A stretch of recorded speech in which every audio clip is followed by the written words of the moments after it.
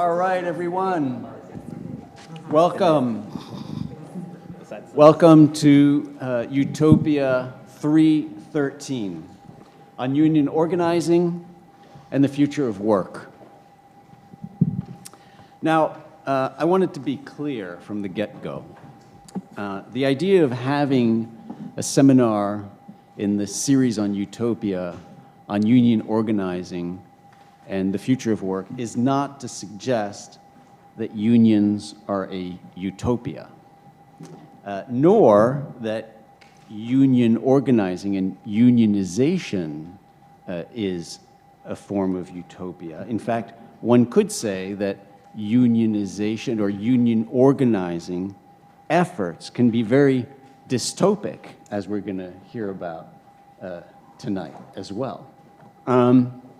But there's something about union organizing that sheds light on forms of solidarity, camaraderie, equality, and political work and political ambition that has, I believe, something to do with utopia.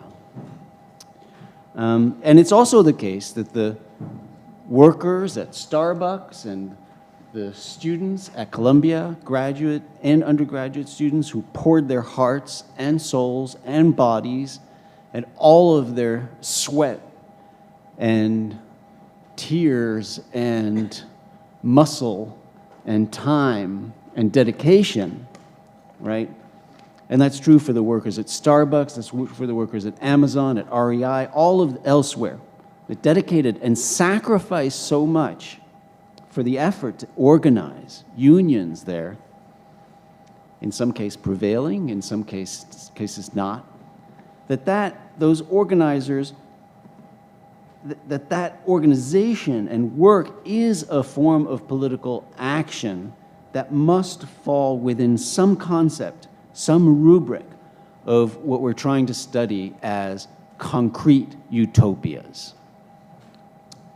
These men and women, students and workers, have given and give so much of themselves to the cause of justice, of solidarity, of equality, that their actions have to be understood through the lens of achieving concretely a better society. And I see this in their work, your work. I see this also in the writings and in Alyssa Battistoni's remarkable essay, Spadework, which, again, I really urge everyone to reread. I had the chance to reread it because we had studied it, actually. We had it as a text in an earlier 1313 a few years ago. So this was an opportunity to come back to it. But I see there and I feel the transformative power of labor organizing. And as Alyssa writes, organizing relationships can be utopian. At their best, they offer the feminist dream of intimacy outside of romance or family. In this sense, it's not always necessarily the end product that is the most important or closest to utopia, but all the organizing to get there, the means, the road, the travel to the space that we might call or relate to utopia or heterotopia.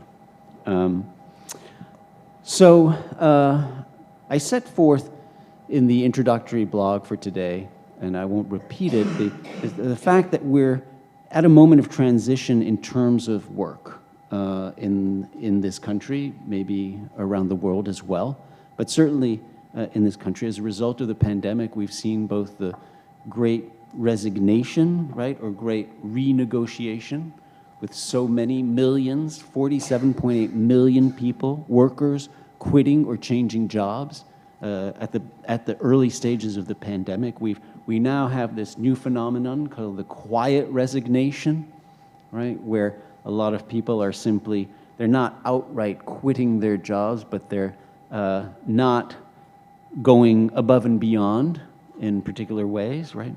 We've seen an increased movement towards unionization. The statistics are pretty remarkable. 57% rise, according to the NLRB, in the number of filings of union election petitions. for the 5 months following October 2021.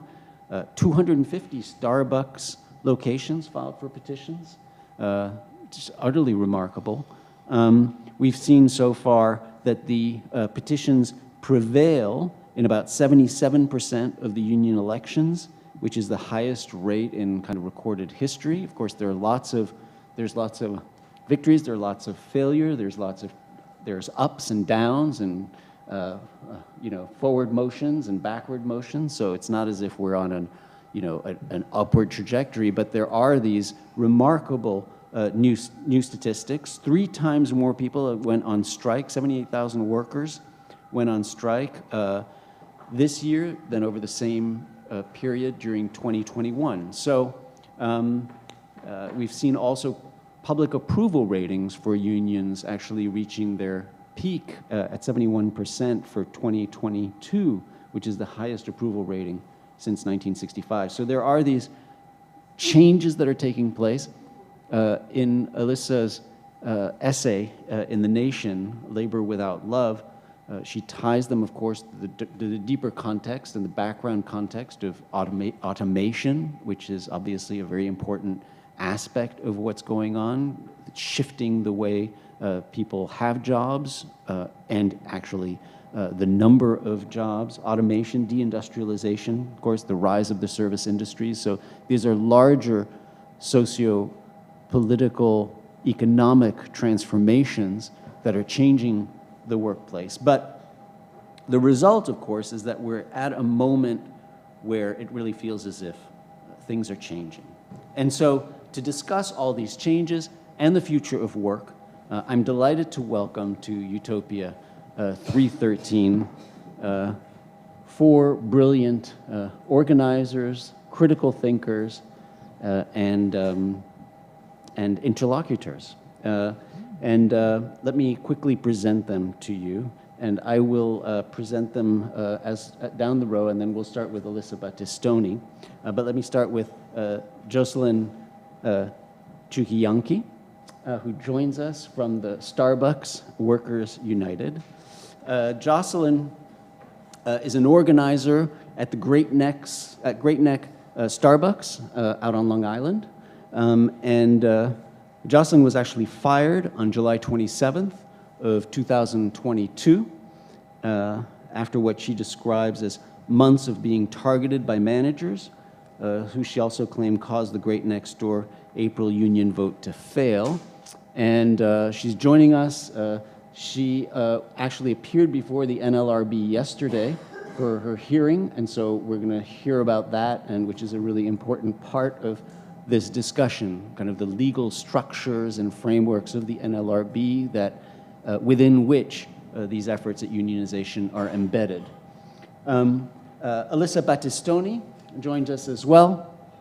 Alyssa is a professor of political science at Columbia University, current scholar at the Institute for Advanced Studies at Princeton this year. Alyssa is a political theorist with research interests in environmental and climate politics, feminism, Marxist thought, political economy, and the history of political thought. She's the co-author of an extraordinary book called A Planet to Win, Why We Need a Green New Deal, came out with Verso in 2019, and we studied it 2 years ago during the Abolition Democracy 1313 session on climate, Abolish Oil. Her work has also appeared in political theory, contemporary political theory, and of course, as you know from the piece that we read tonight, Alyssa was an organizer for the graduate students at Yale University and participated in that effort, which is still undergoing, right? Okay. Then, as we go down the row, Helen Zhao is with us. Helen is a PhD student in philosophy.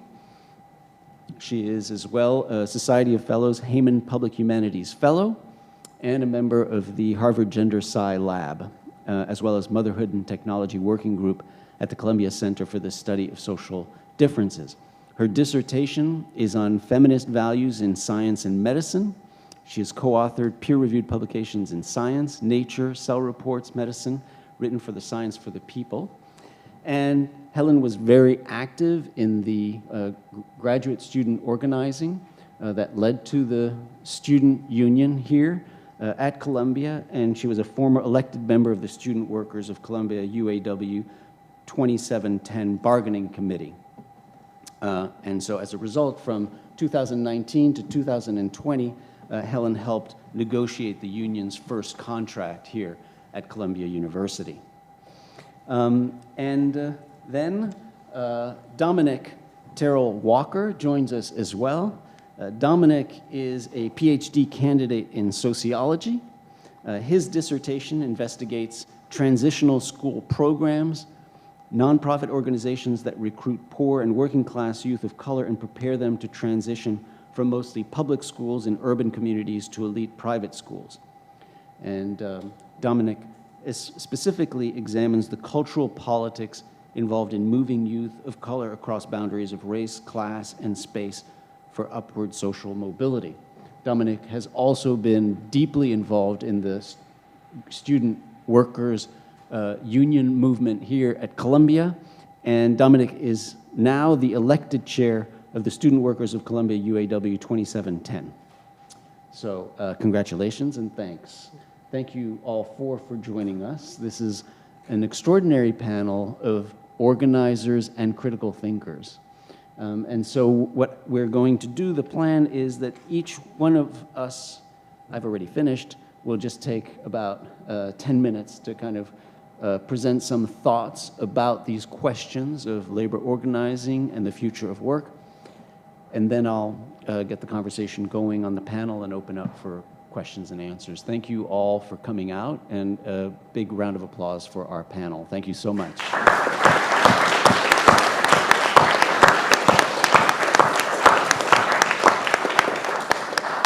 Alyssa, you want to kick us off? Sure. So yeah, thank you so much for that. Sure. Let me just, there you go. Now you're Great. Thank you for the introduction and for bringing us all together. I'm really excited to be in this conversation with the three of you and with everyone here. So thank you all for coming out.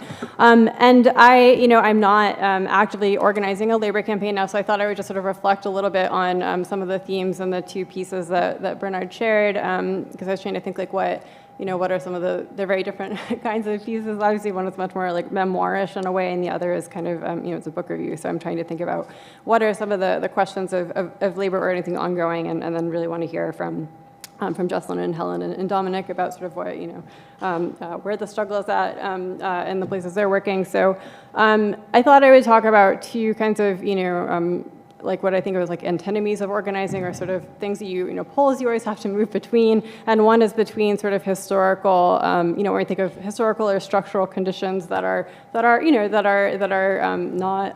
under your control, that are not of your control, and then the project of trying to, that you are asserting your ability to change things, to act in the world in a way that has effects, that you have agency in some way, and you're trying to push the bounds of what's possible, and how to think about that, sort of historically in ways. And then the other is, as sort of what Bernard was saying about this, like organizing as sort of a means to an end of winning, and organizing as an end in itself, or like a process that is doing something on its own, and what that, how we can think about those as not, again, like, opposite poles, but like always together. And so, I think some of the things Bernard was mentioning in terms of a historical shift, I've been thinking about a lot, because I think it is like just incredibly striking, and it's been really amazing to see over the past few years, just like the shift in certainly academic labor politics, where we've seen many successful contact strikes, unions formed and recognized, going from NYU being sort of the sole recognized private school union back in when we started our campaign, and I started organizing around like 2012, and so at the time there was basically like one model, and now there are so many, and that's really exciting. I feel like there's been a massive shift in how certainly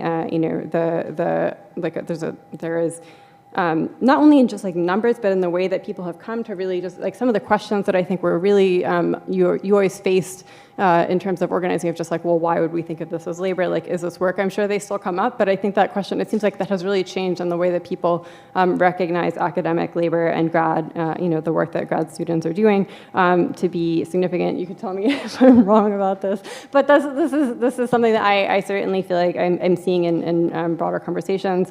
It was really cool to see, when I was teaching last fall during the Columbia grad strike, like it was awesome. My students were all like super on board. They were like, we love the union, and like the administration needs to settle. And that was just not, I would not have expected that a few years ago. So like I thought it was awesome. And I feel like there's been so many shifts, both in terms of the actual kinds of like efforts on the ground, the sheer amount of activity. I mean, even just in the past few weeks, like the Barnard resident assistants just they're trying to form a union and said that they want to unionize a few weeks ago. NYU adjuncts just voted in favor of a strike earlier this week. My own former grad union, Local 33 GSO, just refiled their membership cards with the NLRB on Monday, so I feel like hopefully this will be it.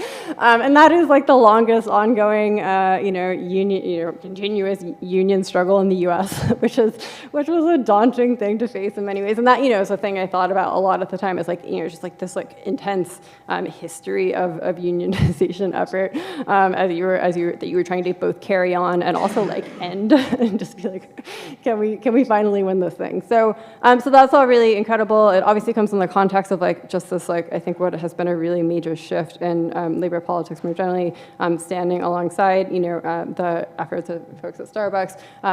Amazon as being sort of this like the attempt to unionize this like one of these really massive employers that has emerged in the kind of as a post-industrial employer in many ways.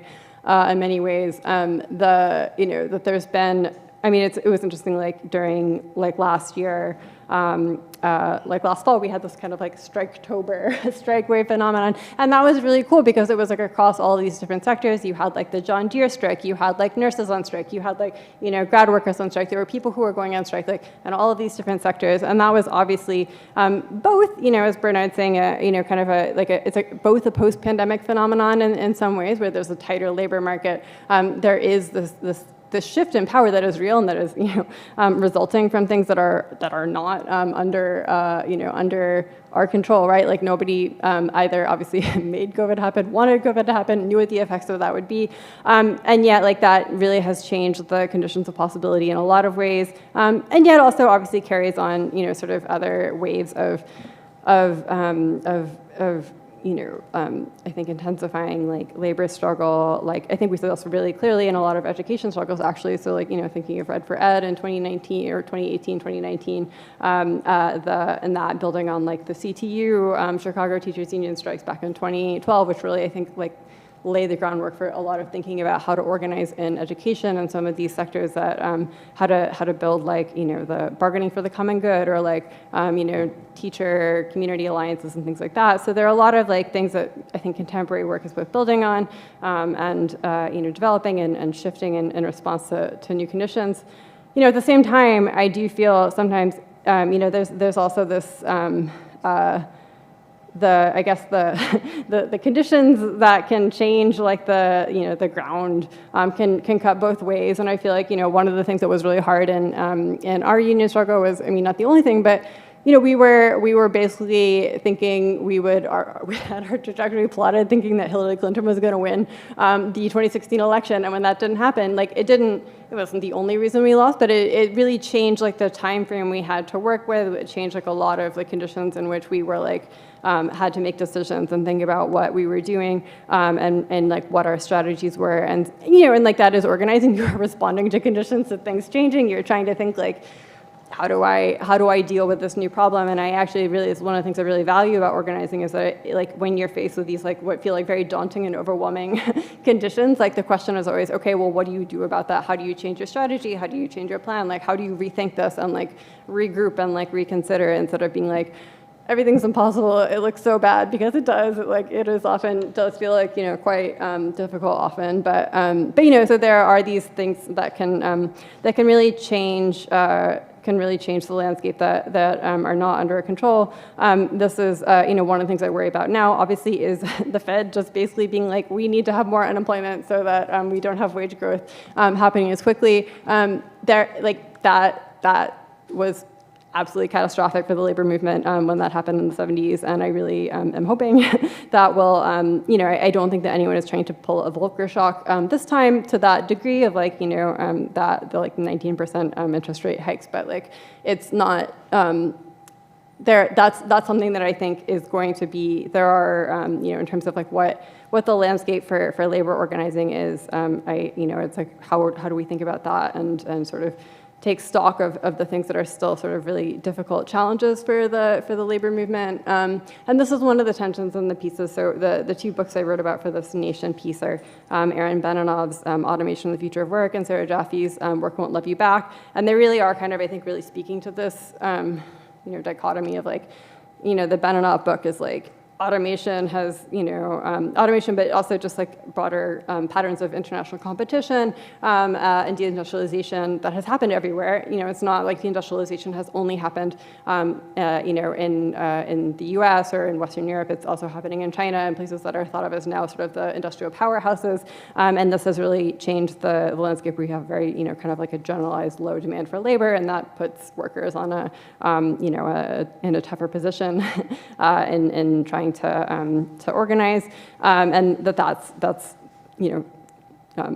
he draws a pretty pessimistic conclusion about what the prospects for labor organizing and labor politics are. Jaffe is looking at a lot of the jobs that are coming out in the wake of industrialization, sort of post-industrial work, including service work, academic work, a lot of different kinds of jobs that actually I think actually are well represented on the panel tonight. And so it's trying to say well, how do we think about these kinds of work and not say oh, only industrial labor is real work, and how do we think about the labor movement as it changes? What kinds of challenges do we face, and sort of what are the both similarities across these kinds of work and differences, and what are the prospects for this kind of new labor movement, new working class to sort of organize and mobilize. And so one thing I think I would love to talk about is sort of what we see as similarities and differences across different sectors or different kinds of organizing. And I think there always are some similarities between organizing in general, but then also obviously the context, what kind of job you're doing, what the kind of sector is, whether you're working for we're all sort of in private sector in some way, private universities or private companies, but there's a different, there's a different sort of dynamic that you're facing, and so it would be interesting to hear sort of to talk a little bit about what sort of resonates across experiences and what also feels different. And I probably am already talking too much, but I'll just say a couple of words on the, back to the sort of organizing as process and organizing to win, which I think also does sort of get at in some ways that kind of you are always trying to, you are organizing to win, that's the point, you're not just doing it for fun. And yet, I think it is, one of the things that's really important is that it is a really transformative, or at least for me was a very transformative experience. I think is can be both, personally and transformative, your relationships to other people, your sort of sense of yourselves, relationship to your workplace, your employer, feeling, I feel there is something about doing it that even if you don't win, and we did not win, we won, or we did win our elections, so we won. We actually, people did want a union, and we did not, but we did not force Yale to recognize us and negotiate with us. So it was a sort of ambiguous victory, I guess. Although I will never stop asserting that we did win, and they suppressed the union. So.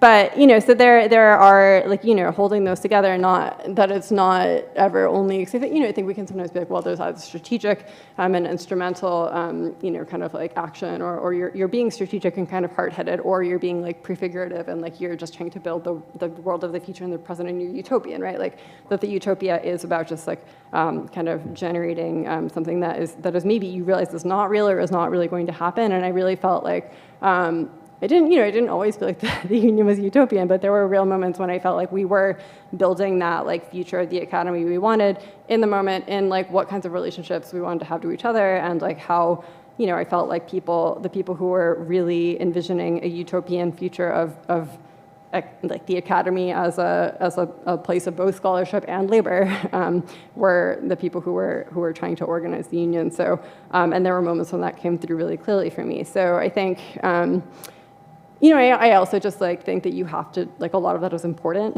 to winning, because you have to have, or at least in my experience, like a lot of what organizing is having these, like, the union is it's your relationships to each other. It's not just like the institutional structure. It's about like people choosing to act collectively together. And so if you don't have those kinds of relationships that are about like themselves in some way, then you don't really have anything in a sense. So I think it's one thing that I often feel is that, like, just thinking about where and how do we see these the kinds of like strategic choices or like the goals of sort of a more profound transformation, or a realization of something that is not only kind of like the sort of like nuts and bolts political action and strategy and doing whatever it takes. So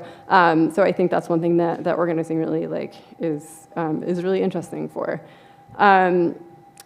So I think I'm just gonna stop there, because I don't want to go on too long, but there's like a million things to talk about in all of these different directions. Yeah, I really want to hear from all of you, so I'll just leave it there. Right. Thank you. Thank you so much. Thank you so much. And there are going to be two themes I'm going to want to pick up on, I think, from what you were saying before we move on. And one of them has to do with this question of the vision of the academy, in a way, right? The vision of the academy, and how does student work fit in that vision of the academy, particularly in relationship to the readings that we did and that Helen and Dominic suggested of the Undercommons, the Fred Moten and Stefano Harney, brilliant book, but that really challenges these questions of the structure of the academy itself, right? And then the other thing is the transformation that you're talking about, the relationship between the transformations that you were talking about, personal transformations, and the eroding of hegemony that you write about in Spadework. So the relationship of that transformation to kind of the Gramscian notions of hegemony, and Stuart Hall, who picks it up and talks about it in the context of kind of neoliberalism. So those are a couple of themes I hope we're going to pick up throughout the conversation. But thank you so much for kicking us off in that way.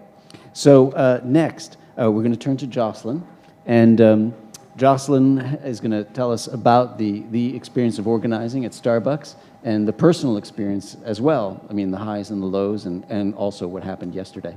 So thank you for joining us, and welcome to Columbia. Thank you so much.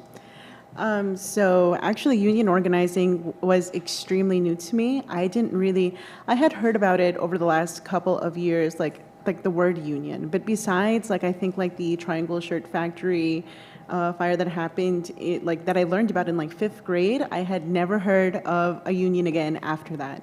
So the only thing I heard actually, like, throughout my time at Starbucks before we decided to unionize was, oh, don't say the word union in Starbucks because they will fire you so fast.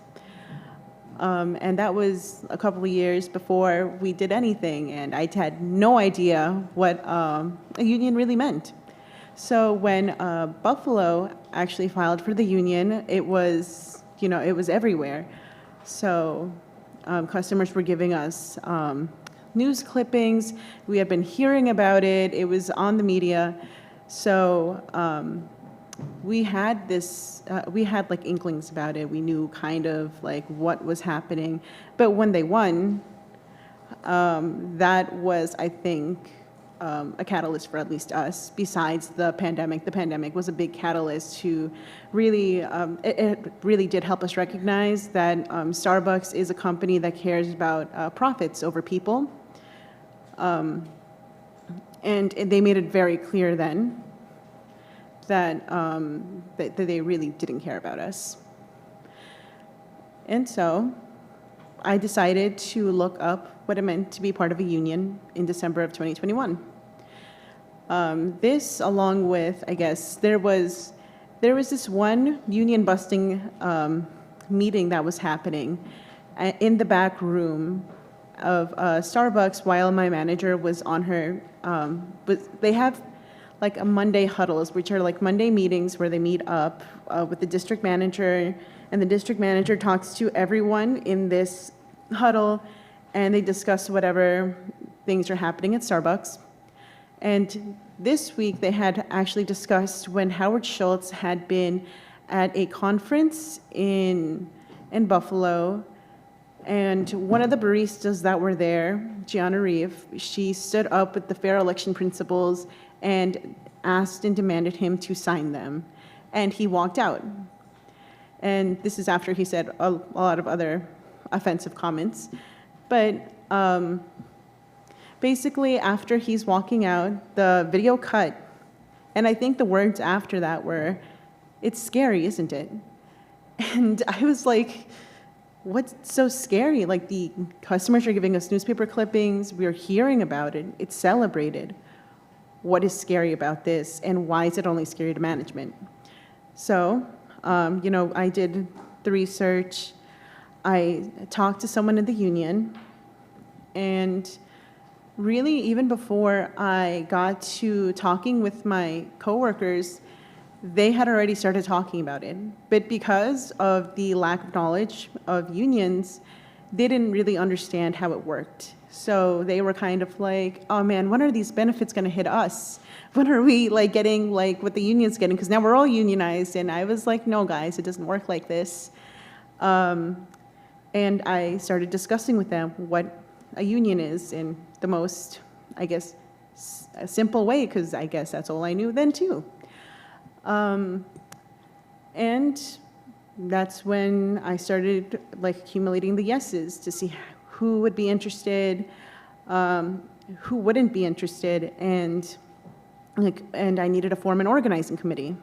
So as I had been talking to people, I realized that one of my coworkers was already thinking about unionizing. Even before I had said anything, they already had like a list compiled, and they had been already prepared, and they were much more educated than I was on the topic. So they quickly became part of my organizing committee, and then we had one more person join us who was also amazing at what they did and really believed in organizing in unions. He was also an actor, so he had experience with the Actors Union. And so we formed our organizing committee, and then we started seeing we started talking to people and seeing how they would sit with a union. We started explaining what a union was and what it could provide and the protections we could have with it. And, but we also said it was like negotiating and contracts, and by the end of our conversations, we had a month of conversation. We decided to get union cards, and we had 100% signed. Everyone in our store was agreeing to unionize. And then we went public on February 10th. And that is when all the union busting started. So we had just intense union busting starting from February 11th that I had seen at least. I'm not sure if they talked to management on February 10th. But from February 11th, we had, the district manager come in and start talking to people. We had the manager saying things to, just disparage the union. There were false rumors, just flying around everywhere. It was very, very difficult to keep everyone on board, and eventually it became also where they had been trying to vilify me and being like, oh, the union is so wrong, like Joselyn's part of it, and it just became something that it wasn't necessary, and we ended up losing on May 3rd, the ballots were counted, and we lost 5-6, one vote off. And on that same day, we filed an injunction with the NLRB. And throughout that time, you know, there was, even though it wasn't like we weren't part of an election because we had already lost the election, we had, I still was getting a lot of I felt like I was still being targeted at the time. I had been written up for things that I just didn't feel like were right, like things that other people would be able to get away with and I would not be. Someone would be late like 5 times and then eventually get written up. I was late 1 time, immediately written up. Like, I mean severely late.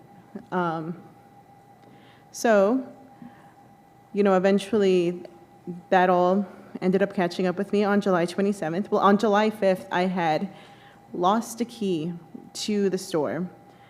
Immediately told my manager, and I had communicated with her. She wasn't in the state.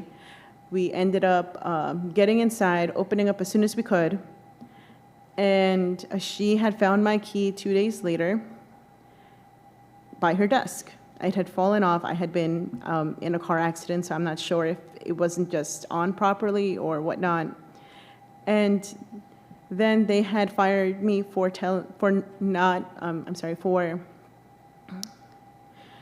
not telling her the key remained lost, even though I had initially told her it was lost, and then cited a bunch of different times I was late. All of the times were 5 minutes and under. All the times they had cited that were also Joselyn was late on these following days. And recently, we went to the hearing.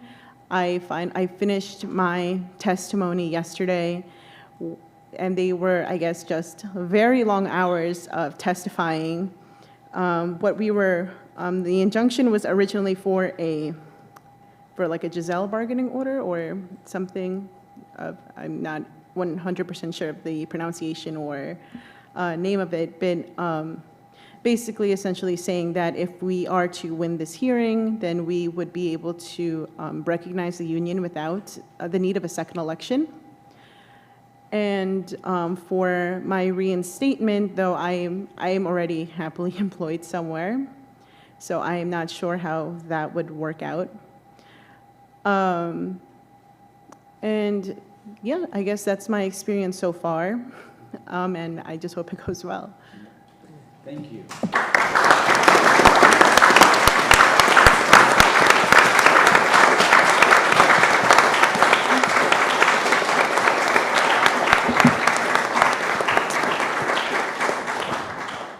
Thanks for sharing that experience and for all the work you've been doing. And one thing that I think we will want to explore more is the way in which one acquires knowledge, right? Which is such a fascinating question in this area for people who become organizers who don't come from a labor background, right? I mean, many organizers do come from a labor background, but in your case you didn't, and there's a real question as to how knowledge, how one acquires that knowledge, how it's transmitted, and how one processes it, and that I think that's a really important question, as well as the legal questions that I'd like to pursue a little bit with you as we have this conversation today.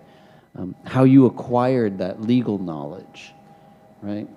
You know, particularly here at Columbia Law School. So, terrific. I think we're turning next to Dominic. Sure. Yes. Who is our elected leader here at Columbia. Elected. So one of the things that I really want to talk a little bit about is really one of the core questions that kind of animated a lot of the organizing that we have been doing over the last few years. And the question is really, what is our relation as student workers to the university? That was a key thing that we kept bumping into, right? And so when Helen and I were talking about this, one of the main things that came up was this idea of indebtedness. This notion that workers, students, are indebted to the university. And so Helen messages me about the panel, and I say, oh my God, I love talking about indebtedness. And not necessarily in an economic way, right? But this, political, conceptual indebtedness, right? And so we thought, what might be a good text, right? To get people into the mindset to think of indebtedness this way, right? And the Undercommons came up easily, right? So it's a guide that we wanted to think with tonight. And so in Fred Moten and Stefano Harney's book, they answer the question about what is the relationship to the university crystal clear. The only possible relationship to the university today is a criminal one, right? It's a criminal one. But specifically in their chapter on debt and study, they get at the heart of something that, again, we've been struggling as a union to deal with, right? This notion that we owe something, right? And what that does when you owe something, right? And so Moten and Harney describe the university as a creditor, right? It's an institution that promises credit as in credits that you get for school, right? Credits as in prestige, right? They promise this credit in exchange for debt, right? And again, not just economic debt. We're all very familiar with the economic debt that is exchanged for credits with universities. But again, I want us to think about a different kind of debt that we're talking about here tonight. Student workers often feel indebted to the university, right? Especially at an Ivy League one. I was thinking about Spadework, where there's a part where Alyssa says, how could we complain? It's Yale, right? You can't complain at Yale. Who gets to go to Yale, right? And so it's that feeling, right? This feeling sometimes even of being an imposter, right, in these sorts of spaces. Being in a place of such high prestige easily begins to silence critiques of those places, right? I want to say that again. Being in places of high prestige and feeling indebted to them begins to silence the critiques of those places, right? And so it's this notion of how can you complain when so few people get to be here, right? Every step of the way, from our card drive, fighting to be recognized as a union, bargaining with the university, which Helen and I actually did together. We fought to make clear to the university and fought to make it clear to ourselves that we aren't simply multi-year apprenticeships with the university, but we're workers. We do labor. And it's the same apprenticeship talk that works in the way of expecting workers to accept exploitation in exchange for a degree, right? In exchange for credit. Organizing in a union meant that we had to shake ourselves from that notion that we owed the university. That instead of our debt lying with the university, it might lie with other debtors. It might lie with each other. And so again, Helen reached out to me just in time because this is something I'd been thinking about. And in another book that I had been meaning to read, and this was the right time to do it now, I started looking over David Graeber's book, Debt, right? And so in the book, he traces the treatment of creditors and debtors over history. But But he also asks this moral question, right? What do we owe? And who do we owe it to? Graeber asks us to consider the original debts, the primordial debts. And if we consider that for Colombia, it's clear that Colombia is a creditor that never seems to have to pay its own debts. Yet, we do, right? Colombia promises credit to the city through its graduates, its research centers, right? For tax-free land. Land that was appropriated through eminent domain. Always with the promise of giving back, of paying the debt. And paying that debt for displacing a community, right? And so there are plenty of other examples of Colombia's own debts that remain unpaid, right? And we could go into them. But when I think about those debts, what is my debt? What is our debt to an institution that has debt like that? I don't have that kind of debt. I don't think you do either. And so with any union, organizing workers is always about building a class consciousness that gets workers to see their allegiance with each other, right? Their allegiance needing to be with each other, not to their job and not to their boss. And the same was true for the student workers of Columbia, right? But in order to do this, again, the first step was to get workers to see that they were all, students to see that they were also workers, right? And I can remember it very clearly, walking around departments to talk about our campaigns, and students saying to us they weren't interested, right? Again, not because they don't like unions. Unions are cool, everybody likes unions, you know, they're great. But, right, but, as Alyssa says in Spadework, right, is that the proper relationship that we should have to the university, being in a union? I can also remember professors, plenty of them.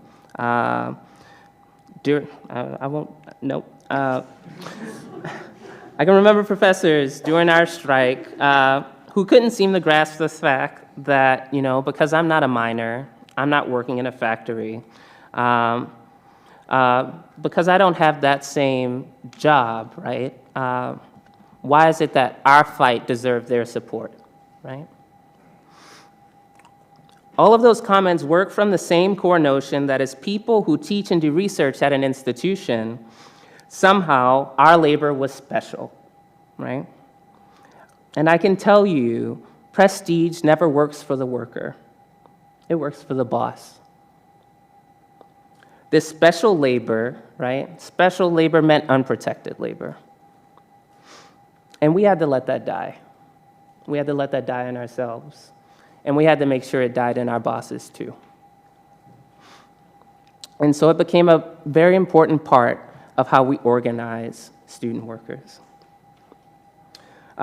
One of the moments that comes to my mind best when we did this was in 2020. When the campus had shut down, billionaire universities and plenty of other industries across the country begged their workers to take cuts, begged them, right? Cuts to their budgets, cuts to their programs, cut. We were in the middle of contract negotiations, and we're actively mobilizing the strike, literally getting ready to do it. And the pandemic hit. We had workers, and of course the university, who pleaded that striking right now would be cruel. But it'd be cruel to the university, right? As if the things that we had been bargaining about, we had been fighting for, that we said that we needed, right? Not that we wanted, not that we thought was nice, but things that we needed, right? As if those things had become unnecessary because of the pandemic instead of more necessary because of the pandemic, right? And what we saw was a moment where student workers refused to be the apprentice, right? They refused to be the helpful apprentice. And what they did was they went on strike anyway, right? And they joined workers across the country who did the exact same thing when they were asked not to, right? And it was good that we did, because like plenty of other industries across the country, this university had its highest profits in 10 years that year, which gives you a sense of how institutions, billionaire institutions, make money, right?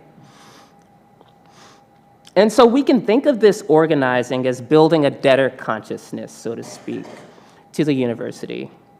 There is no debt that is owed to the university. Our orientation to the university must instead be one of fugitivity.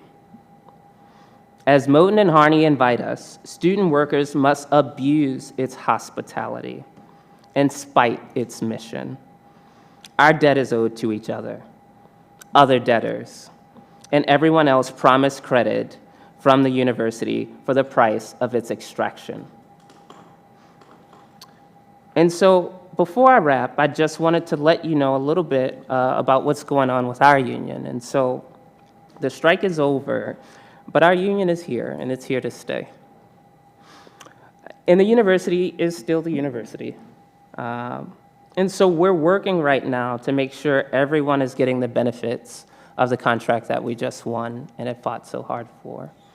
And so if you are a student worker, you work for the university, and you would like to hear more about this, please come talk to me, because we would love to have you organizing with us. And I'll leave it there.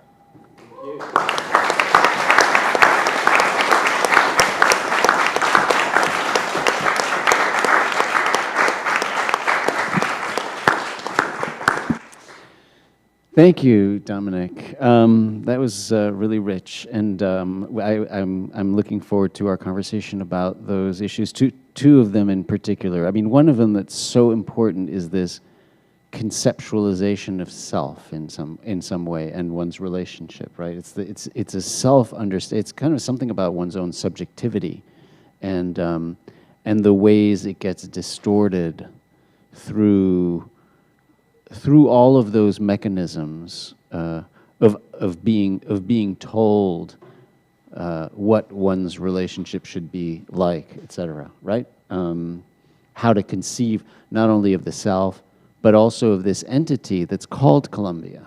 Right? I mean, because we have so many. There's so much confusion around the word Columbia, right? And the conceptualization of Columbia. So it's kind of conceptualization of self, conceptualization of the entity, and the relationship, I think, is really important. And then of course, these questions of indebtedness and in all of its different dimensions. Fascinating, so thank you. So we're gonna pick up on that. But before that, we're gonna hear from Helen, who is gonna pursue the conversation for us. Yeah. So first of all, thank you so much for having me. It's such an honor to be on this panel. Joselyn, so impressive what you did at Starbucks. I've been a long-time fan of your work, Alyssa. And of course, Dominic, always good to be on this panel with you. So I sort of want to zoom in to the nitty-gritty work of organizing. There's this really great line in Alyssa Battistoni's article, Spadework, that I think is absolutely correct.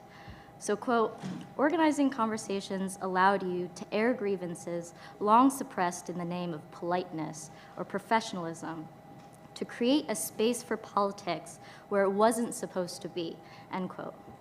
I think this quote gets to the very heart of why so many of us do organize.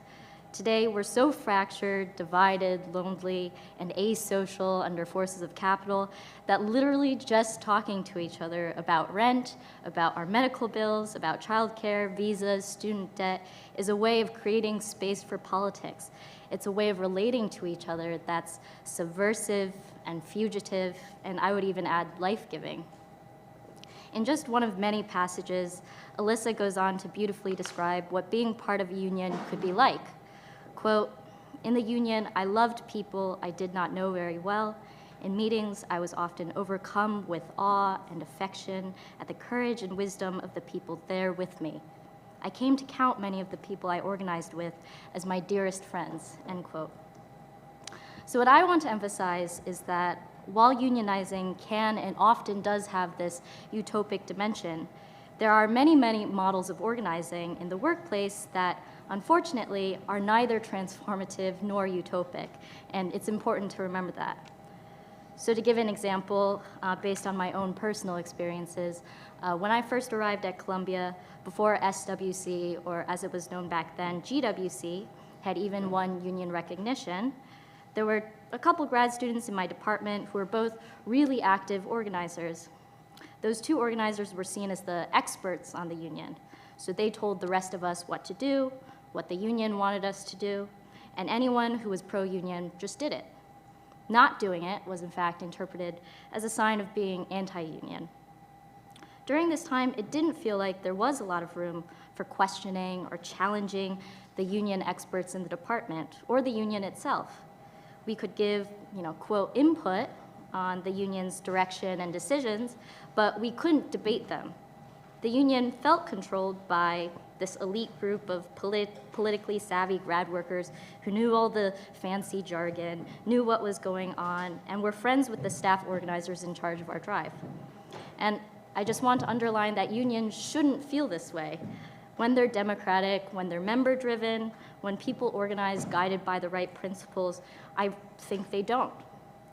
And right now, for instance, I think the organizing culture in my department is very different. So rather than having one or two people who tell the rest of us what to do, we have lots of pro-union leaders and not many followers. It's far from perfect, but there's less of a center. Through a more member-driven model of fighting the university and winning together, we've nourished new relations of care as opposed to deference among us. And of course, I should add, lots of different organizing cultures have proven to be very effective at building power. So organizers of all sorts can be good at getting people to sign cards, join a meeting, petition their boss, and even go on strike. But I really think that in order for organizing to have this utopic dimension of transforming the way we relate to each other, as opposed to just recapitulating hierarchies and forms of passivity that ultimately help the boss, it's important that all the time organizers are doing things besides just getting people to sign cards, join a meeting, petition their boss, or go on strike. When it comes to working conditions, we need to be encouraging our coworkers to lead and think for themselves and not just follow our lead. We need to be building a community of genuine care through, I'm stating the obvious here, actively listening when our coworker has a mundane complaint, refusing the culture of competition that's rampant not just in elite universities but in all workplaces, taking care of each other in our capacity as coworkers, not only union reps, and just being good people, not extractive, racist, sexist, and so on. So in SWC, I think we're still in the habit of talking about the union as, quote, the union, as if it were this place or body outside of our lives, like an extracurricular or a city agency. You go to the union when you have trouble. You talk to the union when you want to file a grievance. And this talk makes sense in that our union is a sort of workers' advocacy group that provides backup and legal support when you need to go up against your boss. But I think, SWC, we should be trying really hard to make our union into something much more than just a workers' advocacy group. So it shouldn't be a place, a Zoom meeting, a listserv, or a separate social body at all. It should be something that all of us in our workplace just do every day. So, in other words, union should be a verb, not a noun. We should be doing union, which includes not only the exhausting things like organizing walkouts, strike actions, and votes, but at the risk of sounding cheesy, also the fun things, the things that nourish us, right? Like hanging out with our friends and celebrating each other's successes, being weird together, being in community with each other. We should be doing union in the sense of being really alive to each other's needs and wants, doing union by helping each other to overcome our fear and learned helplessness and our anomie, our isolation, the sense that our lives go on and can go on independently of or without our coworkers noticing. So, to quote something a friend told me, the goal of organizing, in other words, the utopian dream it acts under, is to get people to realize that, in fact, there is no collective action problem. When workers take action for their coworkers, they are not making a sacrifice, not doing something selfless. Fighting for others in their workplace is just fighting for themselves and their own futures. It's the most selfish thing that anyone could possibly do. I think cultivating that feeling within ourselves and within each other is the hardest job for organizing, and it's what comes to mind for me when I think of the Spadework to rebuild and invigorate our labor movement.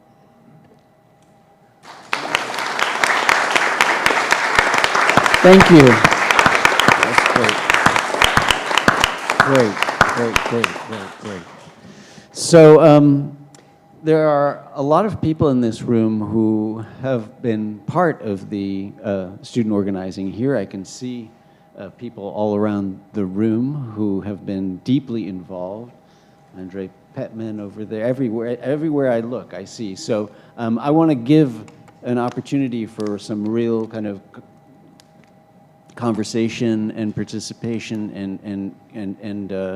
and continuing presentation, as it were. The thing that I was immediately thinking about, Helen, in your discussion was, again, where you picked up, which was this theme of transformation, including transformation of the internal dynamics of the union, of the organizing, right? Whether a transformation from perhaps a more kind of, vanguardist model to a more a critical, participatory, democratic model, right? So notions of transformation. And I think that, throughout all of these presentations, the theme that has struck me the most, and probably that I've spoken already about the most after each one of you, is this question of transformation. I mean, I heard it so well, Joselyn, in terms of your own becoming familiar with a union, right? Not having any background, I mean, not coming from a space of unionization, but yourself going through those steps to be a different person and have a different conception of yourself, I think, probably. I mean, like, it sounds as if you have a completely different conception of yourself now than you did, 3 years ago or 4 years ago. You were 7 years at Starbucks, right? Yes. Right. So there's that transformation, and then Dominic also really this different way in which one thinks of oneself. One has to go through an entire transformation of one's self-conception and relationship to, and conception of the other with which one is having a relationship, which one has, of course, as a student here, worker here, and all of the other dimensions here, the multiple relational dimensions one has to the entity that is Columbia. So it's this transformation. And Alyssa, you had in your essay, Spadework, I think that was one of the most important themes to me, which was the way in which those transformations are transformations that change the dominant way of thinking in society, right? I mean, and you spoke about it through the notion of hegemony and through Stuart Hall's work, but it's that idea that it is in the process of self-transformation that one goes through, that one then is able to see the ways in which that can challenge the dominant understandings that are what produce neoliberalism, a neoliberal university, a private neoliberal university. So I wanted to thank you all for that, because I think it's really enriching, and both in terms of praxis and theory, it seems as if that's a space where the praxis of organizing can be so enriching to our theorizing of hegemony neoliberalism, etc.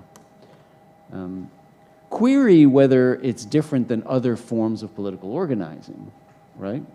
This might be more broadly something that we could use as a structure to think more broadly about political organizing. I don't know. I mean, that might be a question. I mean, is there something different about union organizing than other forms of political organizing? That would be one question. But I did want to give you an opportunity before we open it up for, and what I'll do is maybe we'll take kind of three comments and then we'll come back to the panel. But I did want to give each one of you an opportunity to respond maybe to some of the prompts, but also to what you heard as well. Alyssa, do you want to kick us off with some thoughts about those questions? Yeah, absolutely. This one? Yes? Yeah, okay. Yeah, so first of all, thank you all. These were really awesome comments, and there's so much I want to say. So I'll just try to stick to a few things. And one is picking up on sort of this question of, and I think both self-transformation I felt was a really, something certainly that I felt organizing did in terms of changing my relationship to the university, to other people, to instead of feeling like both like, like you owed the university something, and also like you were sort of this like pathetic grad student, right? Like there's this kind of image of like you're just sort of like struggling to get by, and like just like you are like at the bottom of the academic hierarchy and all these things, and so trying to feel like you could assert like I like a different role for oneself, I think was really important. Actually made me, it really changed like that. I think just it does help you, I think, let go of this way that you are being like interpolated in some way. But I think one of the things that I was also thinking about a lot is sort of the ways that like, I think prestige can be a form of mystification. I was thinking about, so Sarah Jaffe's book is about all these different kinds of work where like love is invoked as sort of a form of mystification. And she talks about this as like, I think sometimes there's an idea that like, I think on the one hand, there's a specific form of it within academic institutions, but you also see very similar language often within like, just like your average like, private for-profit company like Target will be like, we're all a family here, like you don't need a union. I don't know, actually just Starbucks use like the family language. Yeah, so like the family is like we're all a family, as if like the family is not also a place of like domination and exploitation and labor, but like that there's like this like idea that you can just we all just need to like get along and we're all in solidarity here and whatever. And I think that gets deployed in different ways across different like workplaces. And so I would love to hear more about sort of like maybe this is a place to talk about like similarities to like actually some of the things that bosses say are just like the same no matter what. The minor thing is always so interesting because that always comes up. It's always the point, like coal miners need a union, but like grad workers don't. But as my friend and comrade, the labor historian Gabe Wine, would always point out, coal miners like were always told this too because they were like independent workers, like they were going into the mines with their own tools, and they were always seen as like not really workers. They were like they were like independent, or they weren't like industrial workers in the same way. And they that is a construction of like the worker who deserves a union that we have now because they did unionize and sort of constitute themselves as such. But it's not because like that is some like real category out there. And so I think there's always this shifting target, and it's like always good to remember that there's like a that somebody will say, well, this isn't really what you deserve. And then also just like in some ways it's like it doesn't matter what you think, whether you think I need a union or not, like I do. And like labor law, this is also where labor law often comes into it. Obviously this has been like a huge point for grad workers because like our status has changed so much in the eyes of like the state and the law,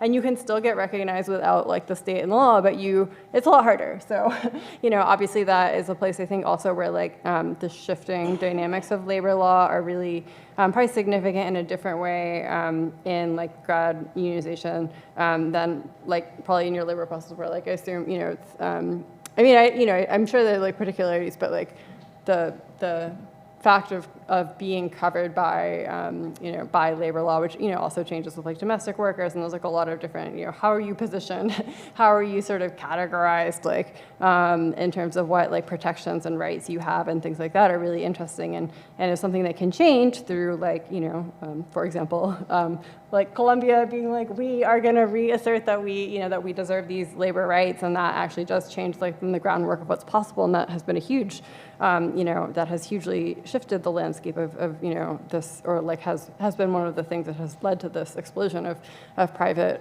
school grad worker organizing. But yeah, so going back to the question of like what. The sort of question of what are what forms of like of pretending that work isn't work are happening, or that you are not in a contentious relationship, and whether and how that works. And I would love to hear more from all of you about like how you've seen that happen, how you've tried to overcome that, and how that maybe a place where the sort of self identity comes in or not. Because I think it's like as you're saying exactly, Dominic, like going from feeling like we are. Like I'm in Des University, like we are in this position of solidarity with one another, going from feeling like I am receiving information from the union, like, or I am in this position of like being, informed and like told what's going on, as you're saying, Helen, like to like I am the union and I am doing this.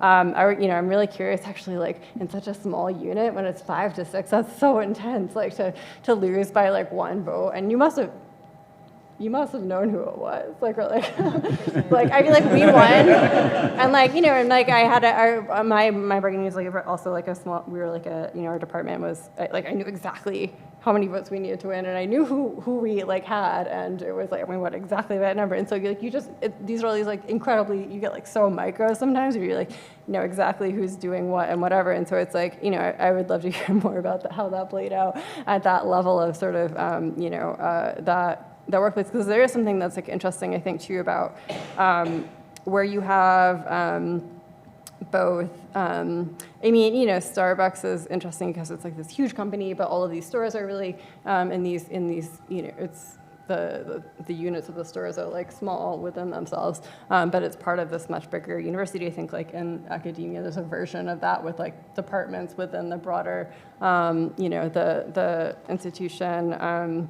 At Yale, we were in like all of the Yale unions, so like the maintenance workers, the like clerical workers, some of the like medical, like Yale New Haven Hospital medical workers were all under Unite here. So we had kind of these like cross-sector organization or like connections, and so there was this interesting question of how to like kind of build relationships across like different kinds of work and different positions in relation to the university. That was really interesting. But you had these sort of like very big, on the one hand, really big institutions, but they're kind of fractured in this way, also at the same time, and that probably produces different dynamics. But the one last thing I'll just say before like stopping and letting other people like sort of say whatever is coming out for you is one thing about I think that's really important about the self-transformation aspect is that like, and it goes back to the like sort of I guess organizing as sort of ends or means or like the process or the sort of goal is just how much even like a lot of things do fail, like a lot of like unionization efforts do not succeed, a lot of times like like and I think that's just kind of part of it, like there is like you just have to like keep trying, and so I think one of the things that is really important about that transformation is that it's like even like when you don't succeed or succeed as fully, or you get a contract but it doesn't do everything you want, like that, like people do change through that, and that creates like that itself changes like the terrain for what you're doing in the future, and that is like what I think is really like even when like setbacks occur, like actually everyone has changed through that. Everyone is like has a different relationship to themselves and understanding of themselves, and like political orientation and all of these things that I think like do not go away, even even if you don't sort of reach the goal. So I think that's really like that's something that I'm actually really excited to see, like how I think both this current wave of both the sort of like what is happening now, I feel like is both really significant as a sort of like we are seeing all these labor struggles that I think are really succeeding in ways that did not seem possible a few years ago, and those I think are also going to like just change the landscape of future, labor politics in this country for into the future. Even though I think conditions like I don't know what the conditions will be, but I think I do feel like this is the repercussions of like a moment that seemed sort of not very unlikely of sort of like labor having a resurgence, a moment of strength are going to be. I don't want to predict what they'll be, but I'm excited to sort of see where that goes, basically. Thanks so much, Alyssa. Do you want to say a word, Joselyn, in kind of response to some of these things, and also to some of the questions that were presented in your way, particularly about the organizing at Starbucks? Yeah, of course. So, interestingly, I don't know why this has stood out to me, but when you mentioned like protections and laws, I had realized our store was only a mile away from Queens, which would have actually put our store, able to be protected by the Just Cause law, and we by a mile miss it. So, because we are Long Island, not Queens. And either way, Starbucks takes the Just Cause law and kind of twists this law that is supposed to be there to protect workers and makes it kind of like a punishment for the law existing. Like I think what I've heard from other partners who are in New York City stores is that they get like occurrences that they are not, and the management's not allowed to be lenient on, or I'm not sure what it is. And honestly, it doesn't make a lot of sense the way Starbucks twists this law that it's supposed to protect workers. It makes it actually harder to protect workers. But either way, like had I been in a store like a mile down, it would have been interesting because the Austin Locke from Queens, when he was fired, the New York City was able to, I think, sue Starbucks for breaking the Just Cause law. But I don't know, that's what I thought about immediately. But when it came to organizing, there was like, I guess for myself, when I started with the company, I was like pretty young, and I didn't really know anything. It was like not my first job, but it was, I really needed a job. I needed, some way of, making money. And Starbucks was this really progressive, or like their facade was progressive, and they made us believe, that they were this great liberal company, and their ethics were amazing. And I even did their coffee master program back in I think 2016.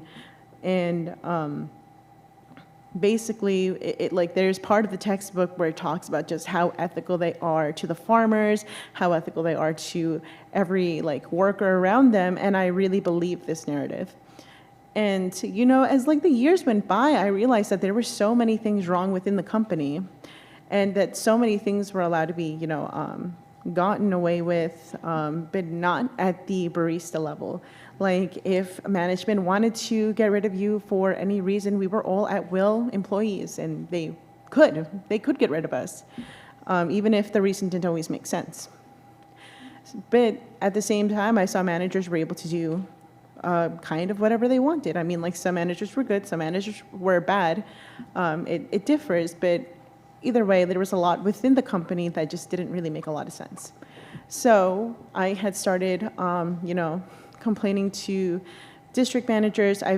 So over the course of my time at Starbucks, I've had 9 different managers and worked under 2 different district managers. So I had started complaining, and nothing got done.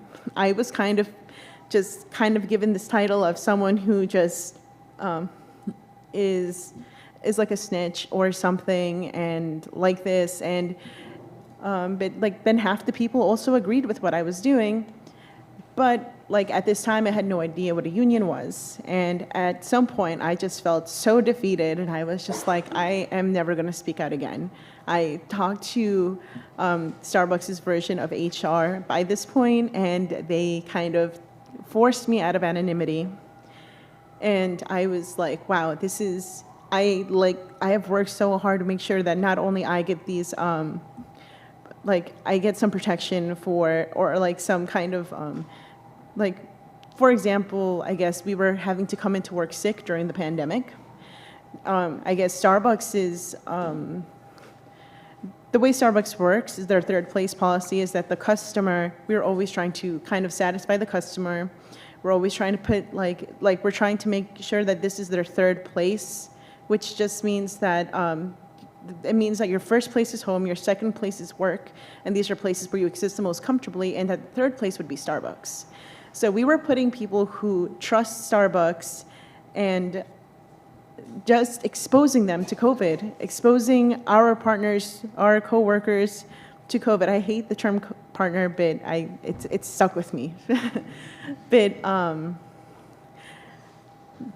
so because of this, it just made it so clear, like what I had been seeing throughout the years, like the exploitation that baristas are put through, what they want us to do, the vulnerable people that just want to work because they have to. They have like responsibilities at home, and not everyone is as lucky. So, realizing everyone's struggle and my own, I also needed this job. It is like, I think as you had said, like unionizing is kind of selfish also, because I also get something from this. And it is, but at the same time, I feel like something that we should all have. And that's just protected rights, and just why should we be like at-will employees? Why should we be okay with management getting away with, stealing time from us, or making us come into work sick, or like threatening us for not wanting to come into work because of like other issues, like being sick, or having to miss a day because someone in our family died, or things like this. And it just made a lot of sense when I found out what unionizing was. So the organizing itself was much more difficult. The ideas were kind of just, when I found out what it was, what unions were, it was kind of like just like solidifying like ideas I already had. Like I had already said I would never like do anything again. I just want to come to this new store, because this last store I went to was a brand new store, and not cause like any trouble. I don't want to do anything because my last store was kind of a mess. And I kind of did not do that. And because I honestly believe that we should all really, just have protected rights. We should all be able to have a living wage, to live or work for this company that does take advantage of us, and have some benefit besides just, I guess, like the weird politics behind Starbucks.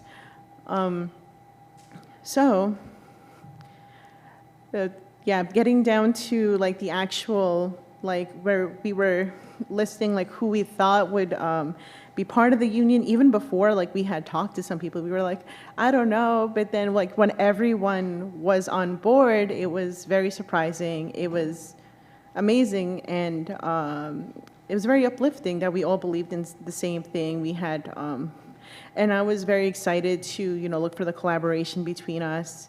And it had started off in a way where we were all, friends, and we were, I think, at least in some points, just thinking about how it could benefit us, and how it could benefit, like, us in the future also, like in just past that present moment, or the coming present moment of like being unionized, but like, I guess, years after.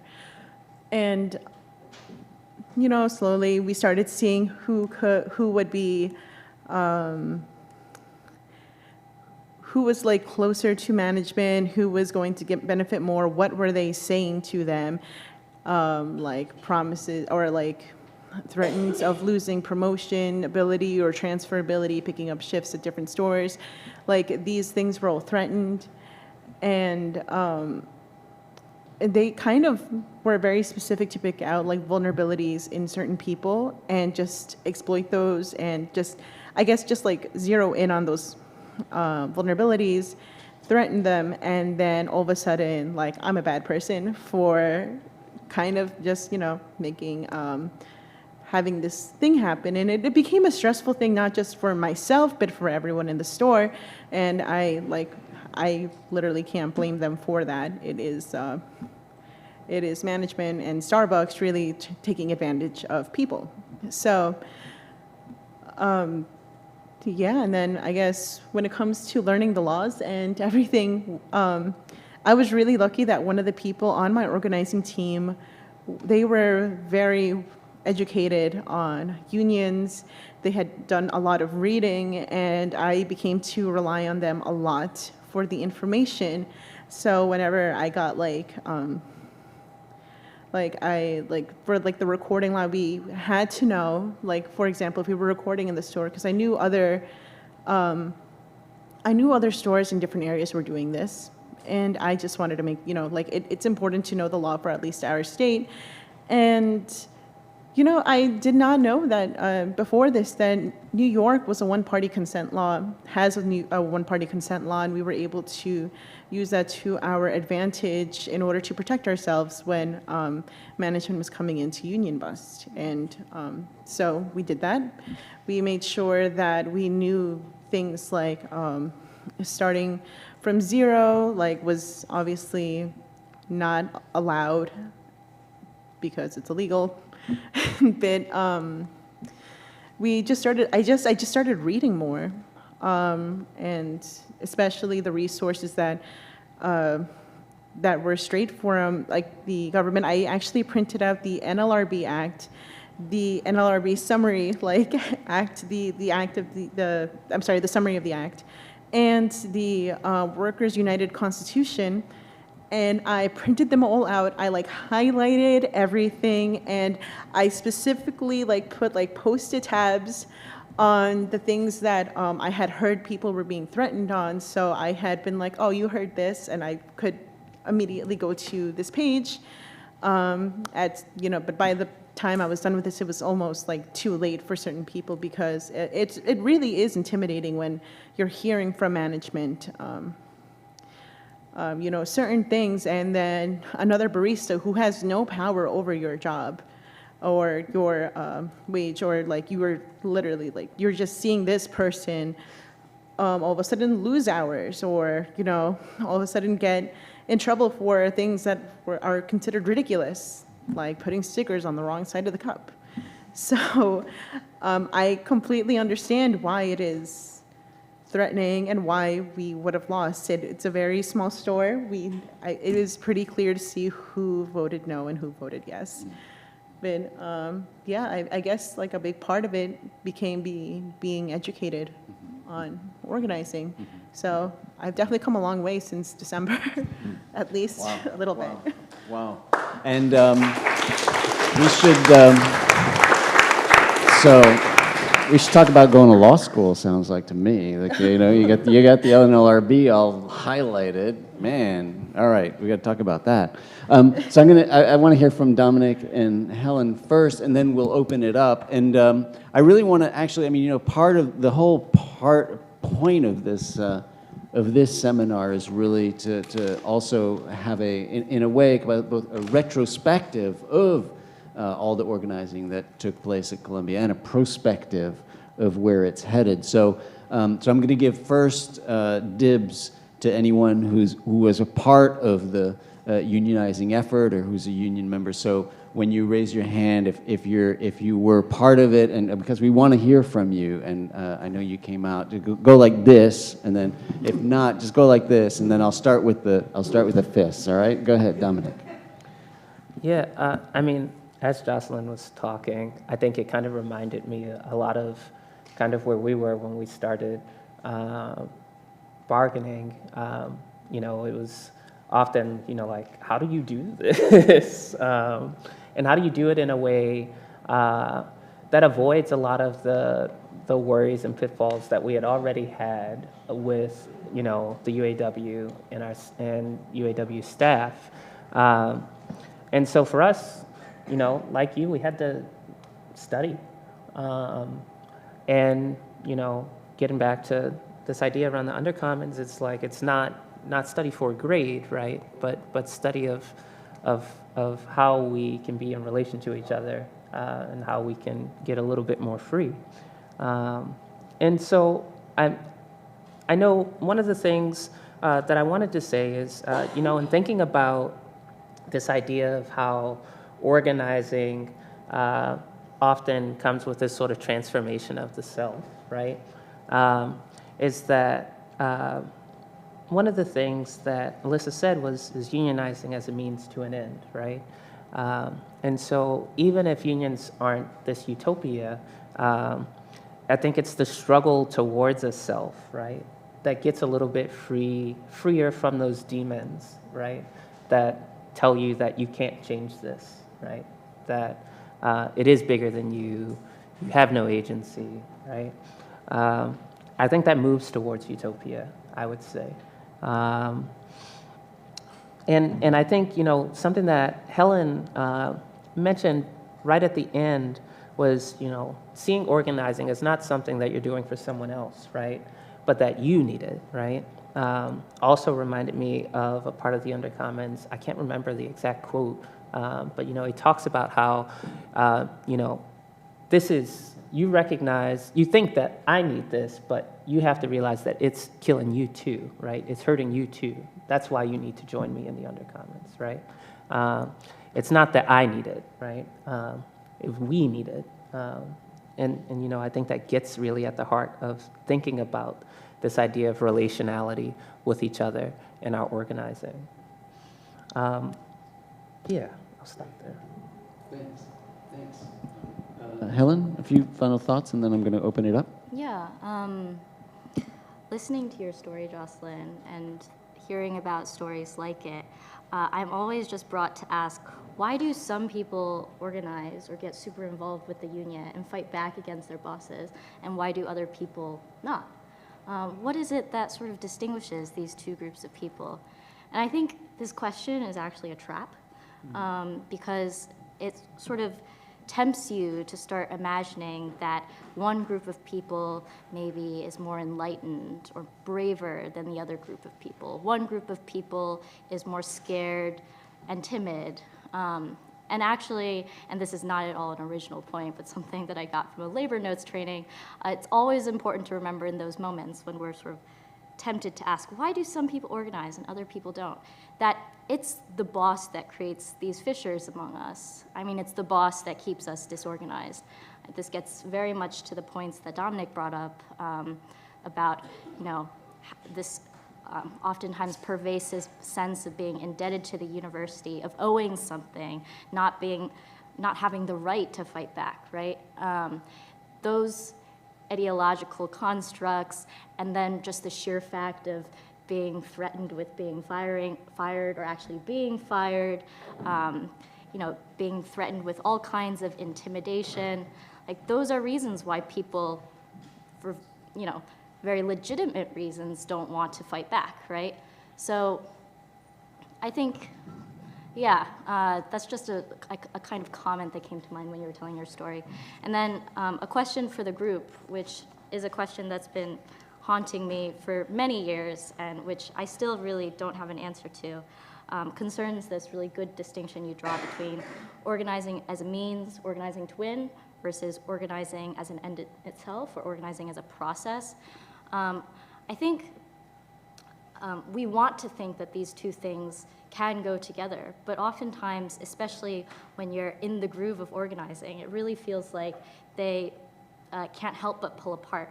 And it's because organizing to win requires discipline, and organizing as an end in itself, as a sort of prefigurative experience, as a utopic process, it involves care and other kinds of bonds of solidarity that come in conflict with discipline and acting as a unit.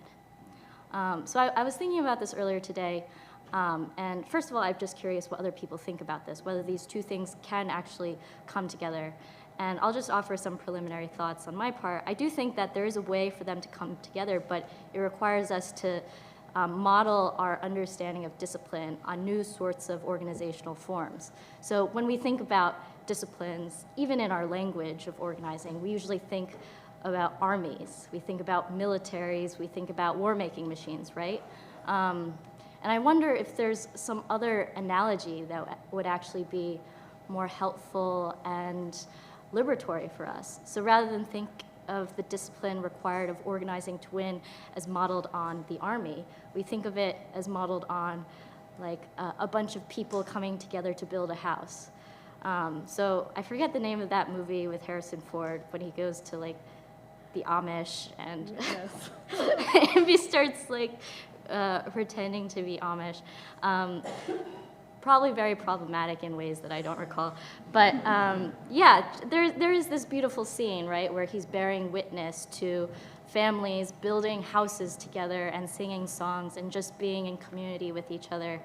And again, I'm sure like there's a more critical angle from which to view this scene, but I do think there's something there, right? Maybe an image of discipline that is better and more useful for us as organizers than, you know, discipline in the army. Thanks so much. Helen. That was really important. That was really a fascinating last distinction in the ways in which, organizing as a means can deviate from organizing as an end. I thought that was really interesting. Okay, so let's go. Who wants to open up first? Did I see any fists? Fists? What do you say? No? Yes? Oh, okay, thanks. And say your name if you want to. Hi, my name is Joanna. I also was an organizer with Student Workers of Columbia. I had a couple of questions that came up that relates to, I think one of it is the conversation around the self. So I'm just curious whether it's really just about, and I'm sensing maybe it's not, is it just about feeling good with one another? And I feel like that may create a kind of unstable foundation on which you build worker solidarity. And it's kind of hyper-focused on the idea of self-identity that I think is possibly inflected in a kind of bourgeois subjectivity. Open question.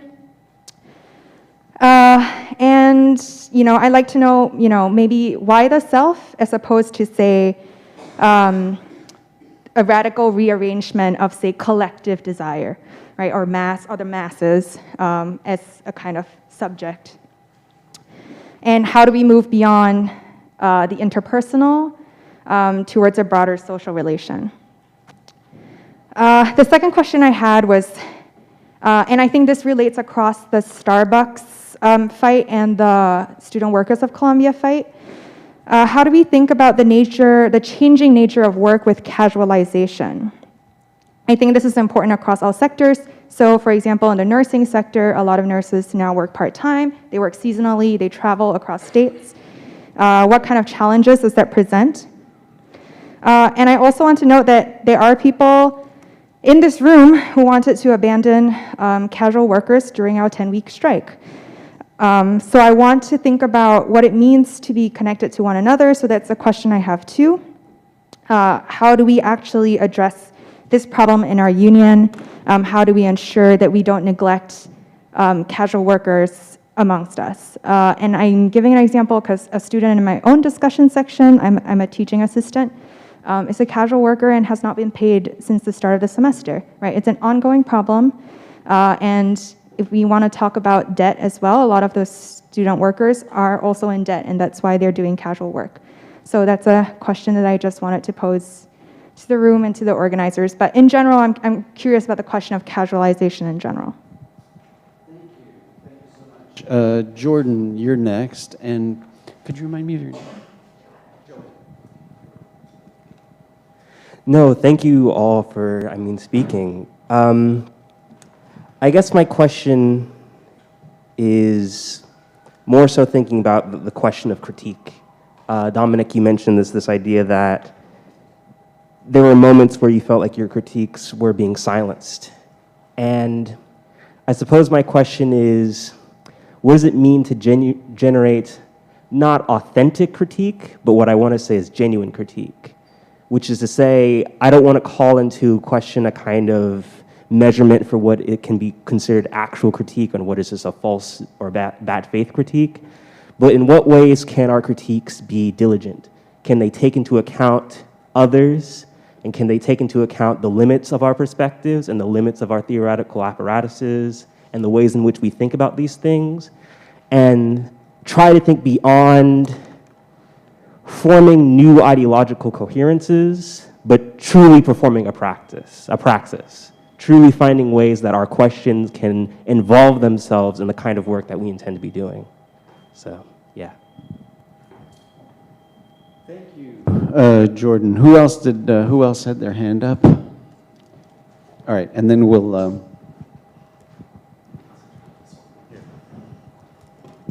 Hi everyone. My name's Oscar.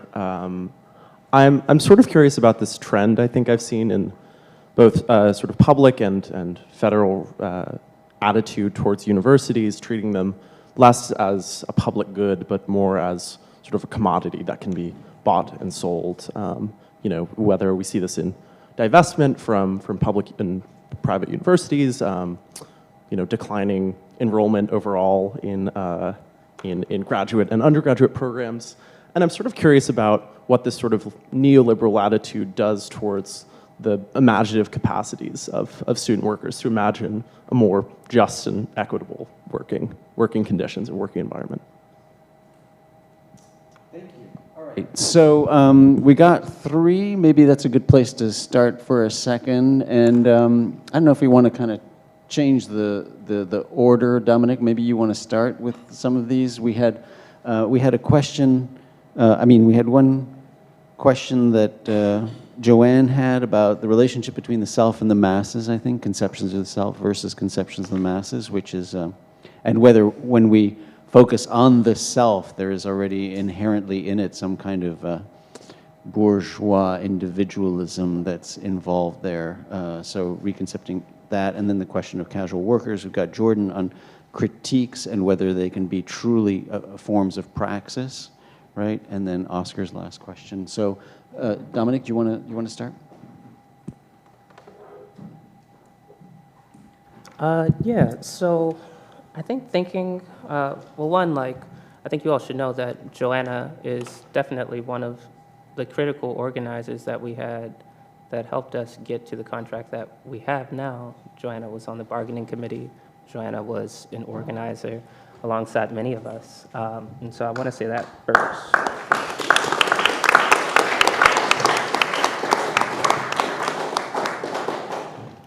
And I'm not going to pretend like we don't agree on everything here either, because we don't. And I sense that in this question. And so, in thinking about, is organizing that moves individuals towards a reconceptualization of themselves, just feeling good with each other, or a form of bourgeois individualism. I think on the first part about it, just feeling good with one another, I think that's resoundingly no. I think it's a trivialization, right? I don't think it's trivial to say that people who have a relation of care to each other does not have revolutionary potential. But in terms of, is thinking about the self already foreclosing larger notions of collective transformation? Maybe. I'm not sure. I'm not sure if they're always not mutually exclusive. You know what I mean? They have to be separate from each other. But I can see a way that,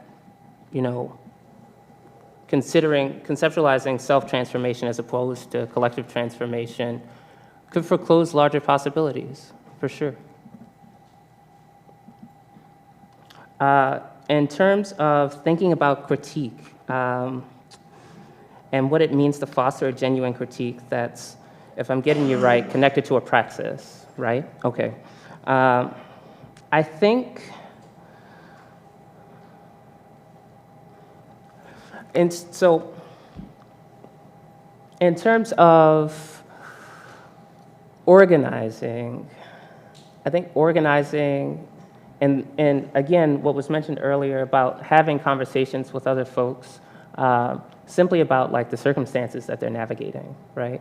I think begins to illuminate a critique, right? When you think about why people are struggling with the things that they are in their workplace, right? And the needs that aren't being met. I think organizing is a move towards actually addressing those needs, while at the same time criticizing the reason for why they exist in the first place. Yeah. I think I'll pass it there. That's great. Yeah, we don't have to, not everybody has to address every one, but if any, Alyssa, do you want to, Helen, or how are we doing here? I can say a couple things. Okay, you want to turn on your mic? Yeah. Oh, is it not turned on? Just pull it towards you, there you go. Hello? Oh, Yeah. I just wasn't close enough. Some of these questions are too smart for me, but I will address the ones that I feel capable of handling. So, yeah, Joanna asked this really great question of how we move beyond interpersonal forms of care and relation to something broader, more ambitious. I mean, the question is very abstract, so maybe one way to reframe it, to put it firmly in the context of organizing, is to ask, well, how does the activity that the union engages in, which is most of the time fighting, fighting with the boss, fighting with our department heads, oftentimes fighting with each other, how does that activity build a different kind of community than other forms of mutual aid, like, yeah, just being nice to each other or watering each other's plants or walking someone's dog, etc., right?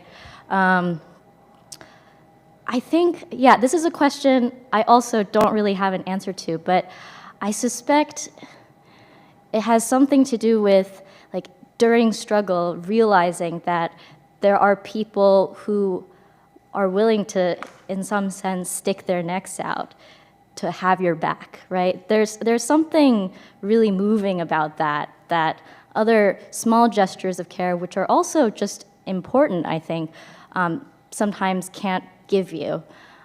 So I've always felt like we build political consciousness most deeply through engaging in forms of struggle, whether that's, you know, union struggle or other kinds of student protest, other kinds of street protest, tenant organizing, etc.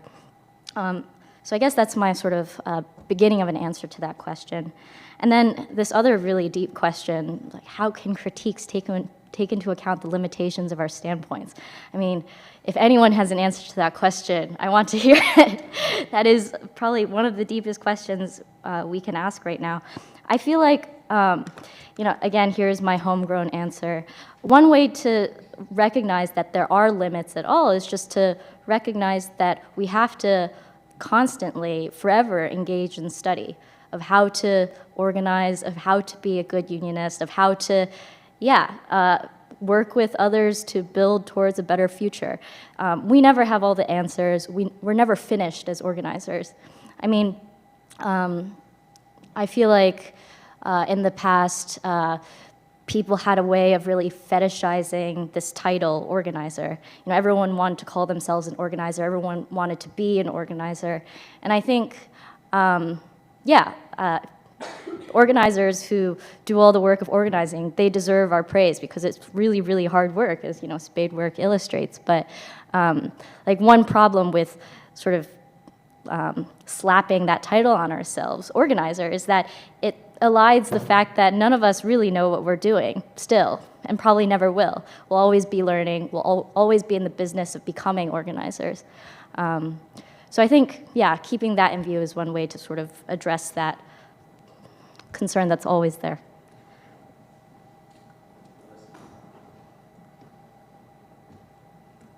Yeah, these are all great questions, and I actually want to sort of start on the question of some of the questions that Joanna posed through the question actually of discipline that you were asking, Helen, because I actually think like in some ways I want to sort of I think you're both right that the discipline is sort of can be, or that there are moments of a conflict between the sort of utopian and the in itself and the end. But I also think that discipline is not necessarily counterposed to the utopian. And I guess I'll say like I was in a very disciplined union and had a lot of structure. It was like pretty intense, and the relationships I talk about as being ones of care and love and like mutual support were also like at times very intense ones where people would be like, why didn't you call the person you said you were going to call? You were supposed to have a meeting with this person and talk to them about the union. Why didn't you do that? And so there's like there's both a relationship of care and like, I didn't feel like that was, I knew that was sort of the relationship, right? Like it's both discipline and care, and like maybe there's a different way of describing it that doesn't have the sort of discipline and punish connotations, where like the boss is disciplining you with like, I'm gonna fire you, right? Like there's a different kind of discipline because the discipline was about like the relationship to, you can quit. Nobody's gonna stop, like I can't fire like somebody for not going to the union. Like it is a social like. And that's where I think the interpersonal is, what I would say is like it's not just about like being friends like as the interpersonal, but it's like that is what the like relationship of collective action is. And when you're like, okay, I have to do this thing because I told this person I would, and I have like a like that's what solidarity is, right? And so I think that is one thing that I think those things are, and those can be in tension, and it can feel like it can, you can feel really bad too. Like I cried all the time when I was organizing. Like I was just like constantly like, oh my God, like this is so hard, and like somebody's really mad at me, and like you have fights with your colleagues. Like you're like 5 to 6, right? Like who is like voting no, and they told you that, and you're like, or maybe they didn't tell you that, but you still know they're not going to vote for the union, and you're like, oh my God. So there's like a lot of struggle that's really difficult, and it's not just kind of like, like this amazing, but I think this is why, in some ways like but I think that even that kind of pushing you into that relationship, I still feel like generates some of like what we're talking about, in the language of utopian, insofar as it is like that was not, even in doing that, even in like the worst kind of moments of like, struggling with, with other people in the union, of intense critique at moments of feeling both as like, on the end of critique and the critic and like having these big fights, like it was still like a relationship that was not the relationship that was like, okay, you are like, I think it actually was challenging the kind of like bourgeois subjectivity of grad school, right? Like, a lot of, like, that's what you're supposed to be, right? Like, you're supposed to be like a bourgeois individual subject who's just going through, you're doing your work, you're gonna get a job. Like, there's the whole pretense that there's not also like a job market catastrophe, all these things, but you're supposed to just like go and become like, you're an apprentice, you're gonna become like the professor, whatever, and that's like the model you're supposed to follow. So even I think when you're in these really intense relationships of like challenge and difficulty, you are changing, like, you're sort of recognizing a different version of like what you're doing. And like, I actually do think that's a form of not just self-transformation, but of asserting collective desire and saying like, actually what I want is not just to like, get an A on my paper or whatever, or like, do well on this. I mean, not to say people don't also care about their scholarship and teaching and all of these things, but like that you want this thing that you can only have together and you have to do it together. And it does, like, that is what I think of when I say like transforming the self, is like this reorientation of like how you are oriented, and what matters. And like I felt that was what was most important to me, I would say, in the union. So and I think that is that a thing? I think that's really challenging to do on I think it's both something that you can't, that also happens in the process of other kinds of like, sort of, again, as I'm saying, sort of, I think like historical shifts, or like thinking about something like a moment like 2008. Like, I think a lot of what's happening now is also like a long after wave of like a financial crisis that made people think like, oh, maybe capitalism is not working so well, right? Like, there are a lot of things that also like that are like kind of like mass events that have like some kind of shift in consciousness, but are not going to themselves generate like the kinds of political action and kind of like collective action and desire and things that we might want to see. And this is why how to try to use like Gramsci and Hall in the piece, and like thinking about, okay, like you have these moments, like there are, like that is real, but like you can't just expect that to automatically generate like, the revolutionary subject or like the, kind of class consciousness on its own. And so what is that intermediate process? Casualization is a great point, and I think that's another one that goes back to this kind of question I was trying to touch on really briefly at the beginning around like changing forms of work, and that's true across like a lot of service sector jobs, across, as you mentioned, I think medical, like a ton of like care work is very casualized, very like, there's a lot of part-time work, and there's a lot of challenges around that, and that often means you can't unionize in the same way that you would in like, like the Ford factory or whatever. Like you have to use the state sometimes more, you have to do these other kinds of like tactics and strategies and things. So I think there's a lot of stuff to think about and talk about there that is like, it's not like, and it's a place where it's like the kind of, you're told, oh, you're not like other workers, and that's like a way of dissuading, and you have to say like, no, like we are workers like other workers, and also like there are differences in situations that we can think about strategically, which obviously you were not saying that. I'm just thinking back to this point we were talking about before. So it's like, I think always just like assessing different moments, but that's true in general. And that, I think often does require also, like that's where I think critique can also come in as really important. Like what is, is what we're doing here, or like sometimes, you're like, okay, this is a model that's maybe been developed like in a different sort of situation, like how much does it work, does it not work, and so on.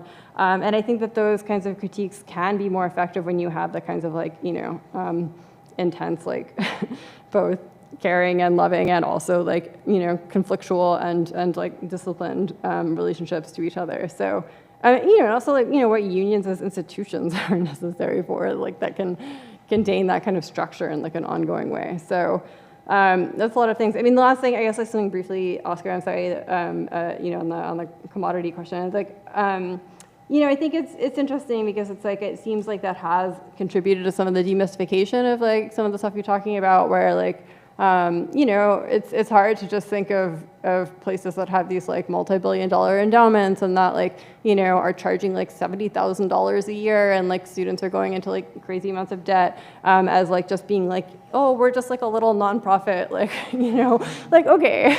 And they have these, huge endowments that are invested in a lot of really bad stuff. And I think that's like both a place to be, that's, it's both, there are ways that can be really helpful in terms of, again, like demystifying. Like we used to run a bunch of campaigns around the endowment in the, when I was organizing union, that were just trying to point to like, like some of Yale's nastier investments, and to try to build partnerships sometimes like with people who are organizing around something related to an investment they had. So it does open up these opportunities.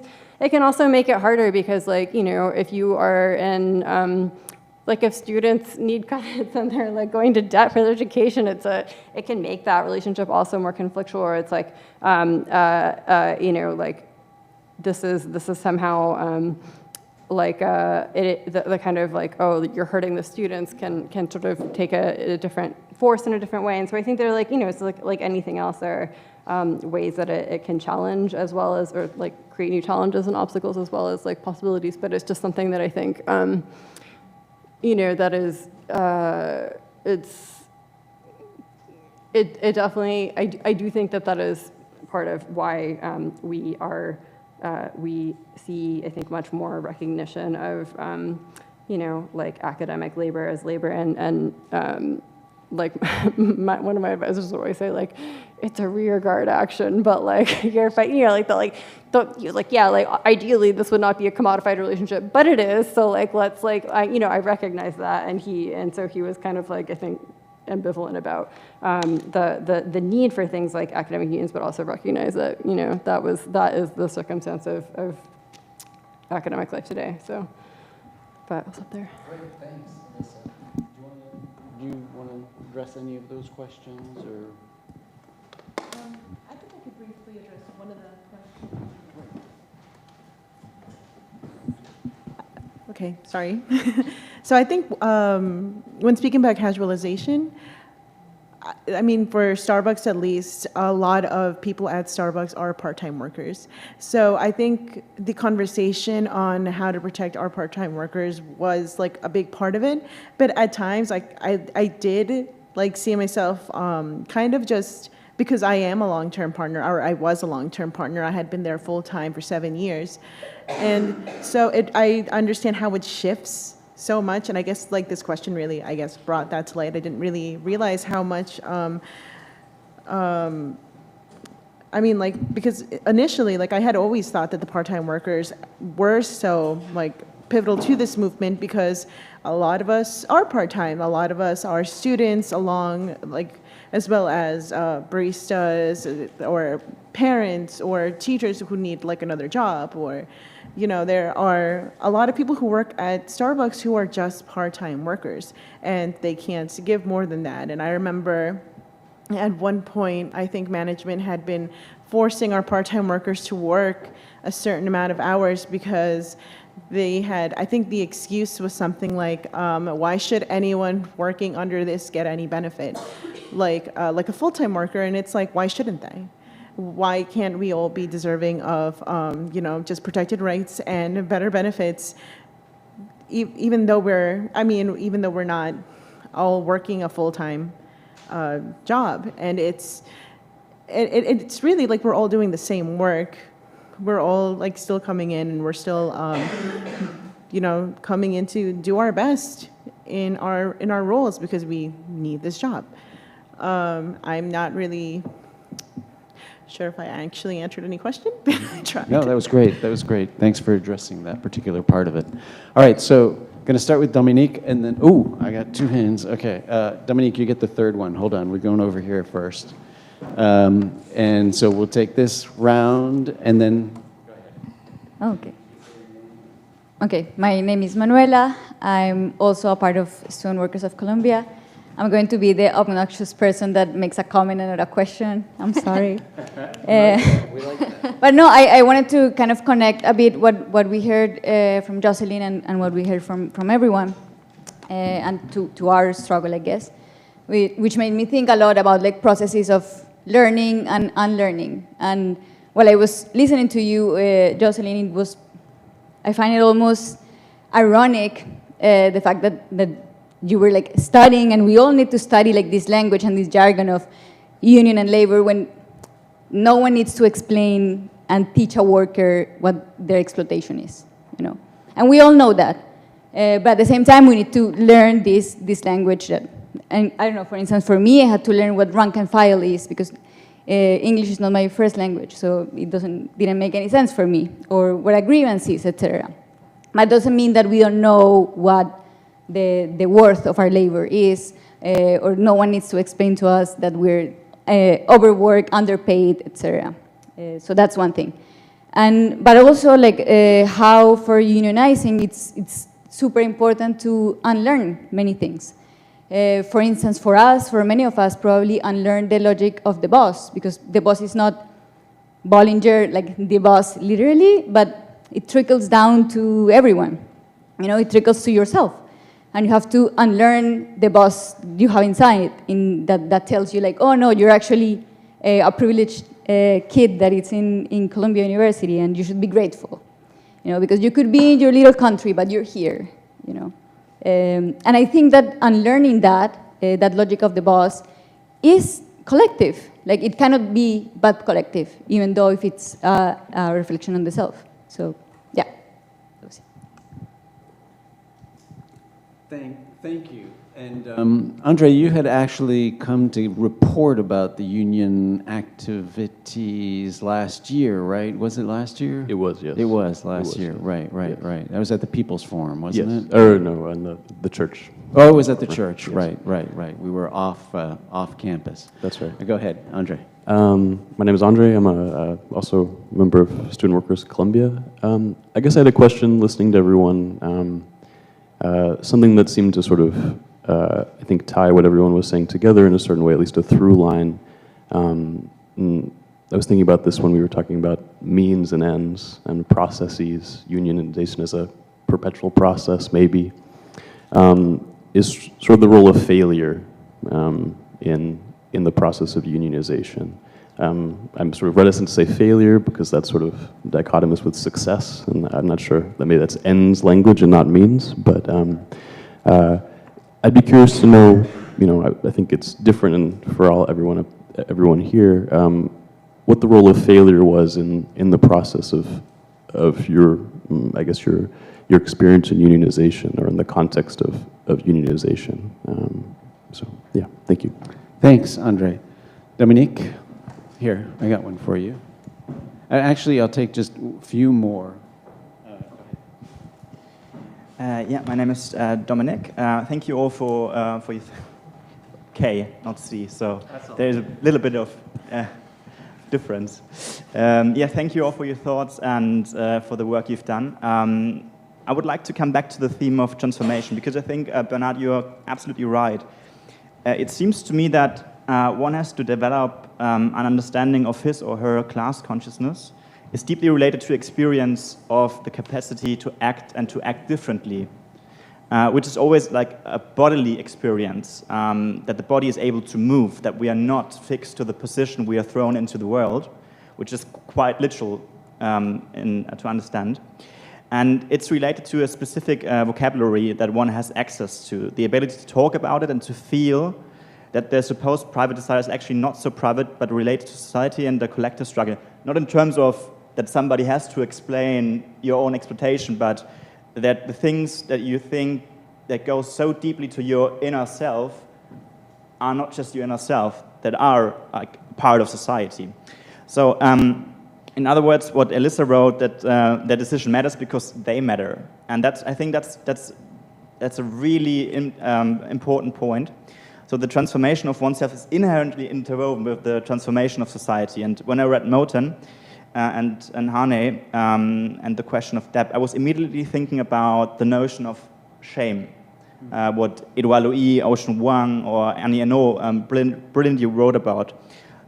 So shame is a form of domination technique that has a privatizing effect, that cuts the bonds with others and makes the awareness of class consciousness impossible because it's thereby transmits the debt. So the debt is my private debt. It's not the society's debt, it's my private debt, and I have not the feeling that I'm part of it. And why this is so important, I think, because it's not just about the present, it cuts the bonds with a common history of narratives, of people I am actually alliance with, and also the future. It's not. So I think shame has a really important role, and maybe some of you just have an understanding of the practice or of the theory and can answer any thought. But yeah, that was just what came to my mind. Thanks. Okay, so we're just going to take 3 more quick ones, and then what we'll do is we'll kind of conclude. We'll give like finishing thoughts, and you can just pick from whatever you feel you want to conclude with. Okay, Chris. Hi, everyone. Thanks again for being here. I've really enjoyed getting to hear about all of your experiences and the way you think about all of these things. So my question is, I guess, really about like organizing more broadly. I know that you're all here in the context of union organizing, and I think it will be sort of helpful in thinking about utopias or concrete utopias, which has been like the focus of this class, to sort of get your view on how applicable a lot of these themes and a lot of these frameworks, things like indebtedness, things like means versus ends, a lot of these topics that we've been discussing are maybe applicable to other forms of organizing, political organizing. Helen, you mentioned tenant organizing, or what beyond like the obvious procedural uniqueness of like the NLRA, what would be more restricted to an area like labor and like employment? Thanks, Chris. Sonia. Thank you. Thank you so much for sharing the comments and the experiences. I wanted to ask particularly about, I think there are a few things, Helen, that you were saying and Joselyn about the knowing process, the epistemological understanding and dynamics at play, and this procedure of, or like process of becoming or transforming towards something. And I'm wondering, especially with that experience that you had shared, Helen, if there is something about a system or a process that arises as a reaction to a process, if that somehow it has an innate tendency to mirror the internal dynamics of that very process that it is reacting to, responding to, and arising out of.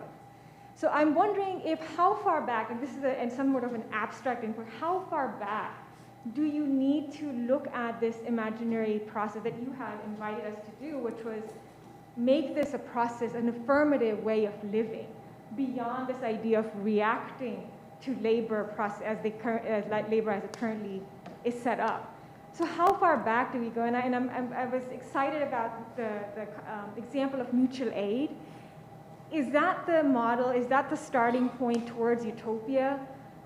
Beyond the reactionary sort of journey towards utopia, does that take us beyond, say, for example, if you think about the social model of disability, right? And if you think about preempting vulnerabilities before they even arise, is that how far back we need to go? Or where do we stop this cycle of responding to vulnerabilities and reacting to vulnerabilities in this process? Thank you.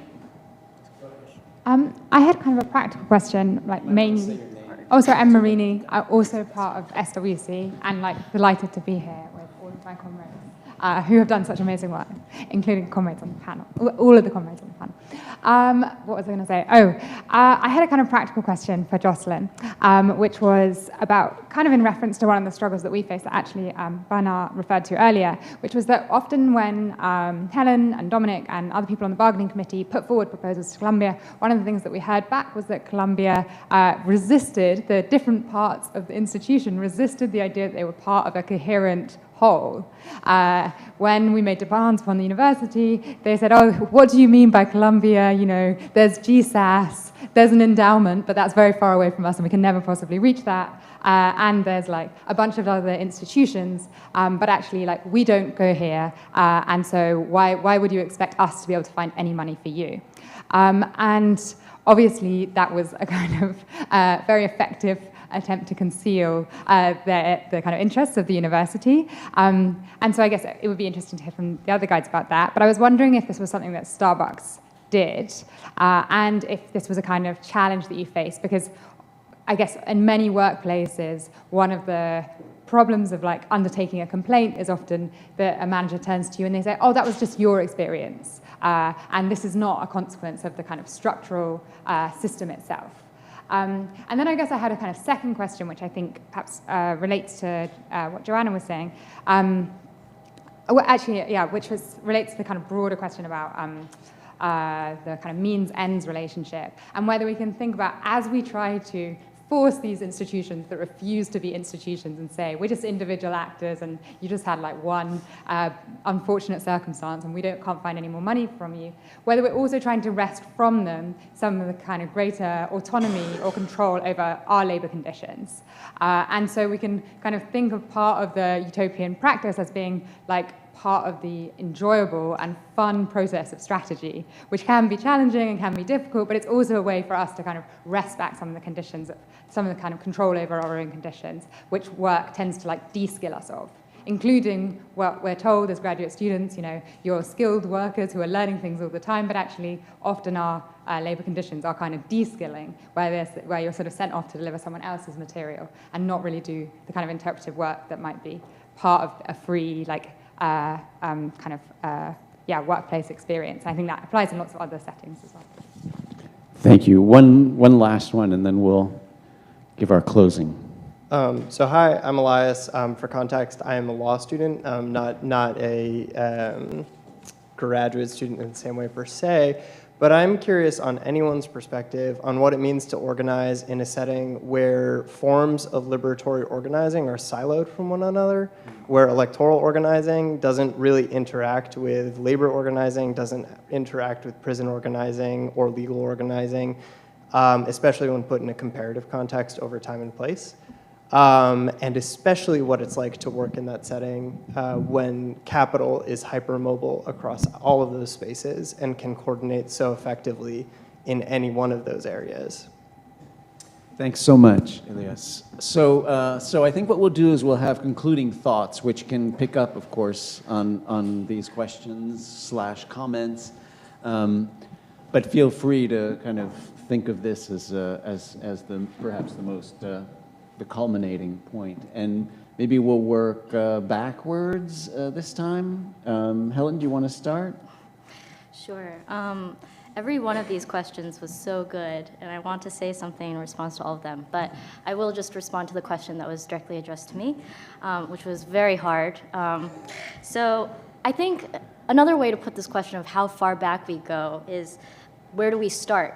Exactly where do we begin to engage in these new forms of transformations or affirmative acts or organizing? And I think to sort of tease apart two strands of this question, there's the issue of what campaigns we pursue, right?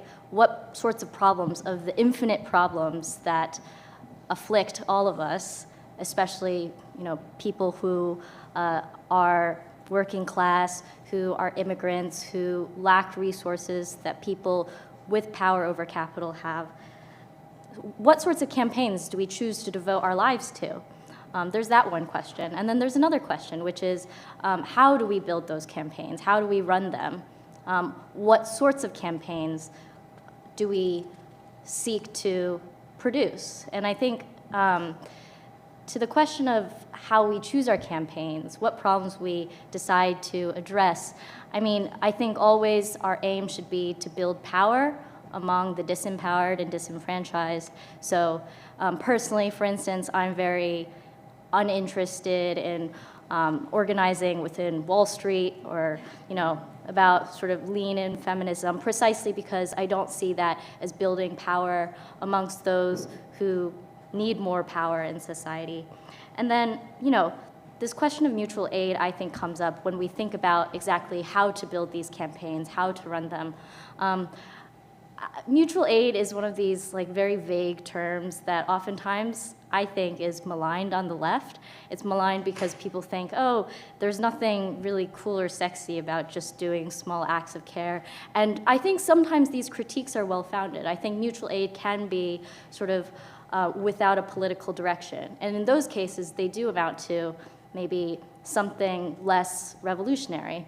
But when mutual aid has a sort of longer-term political objective in view, when it's part of a wider campaign deliberately to build power within a community, when there's a strategy behind it, I think it can be actually a very important part of any campaign. So I guess, yeah, that is the beginning of an answer to your question.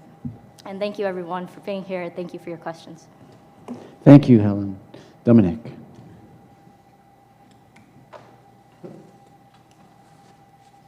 So, yeah, I think I want to start with this question about failure.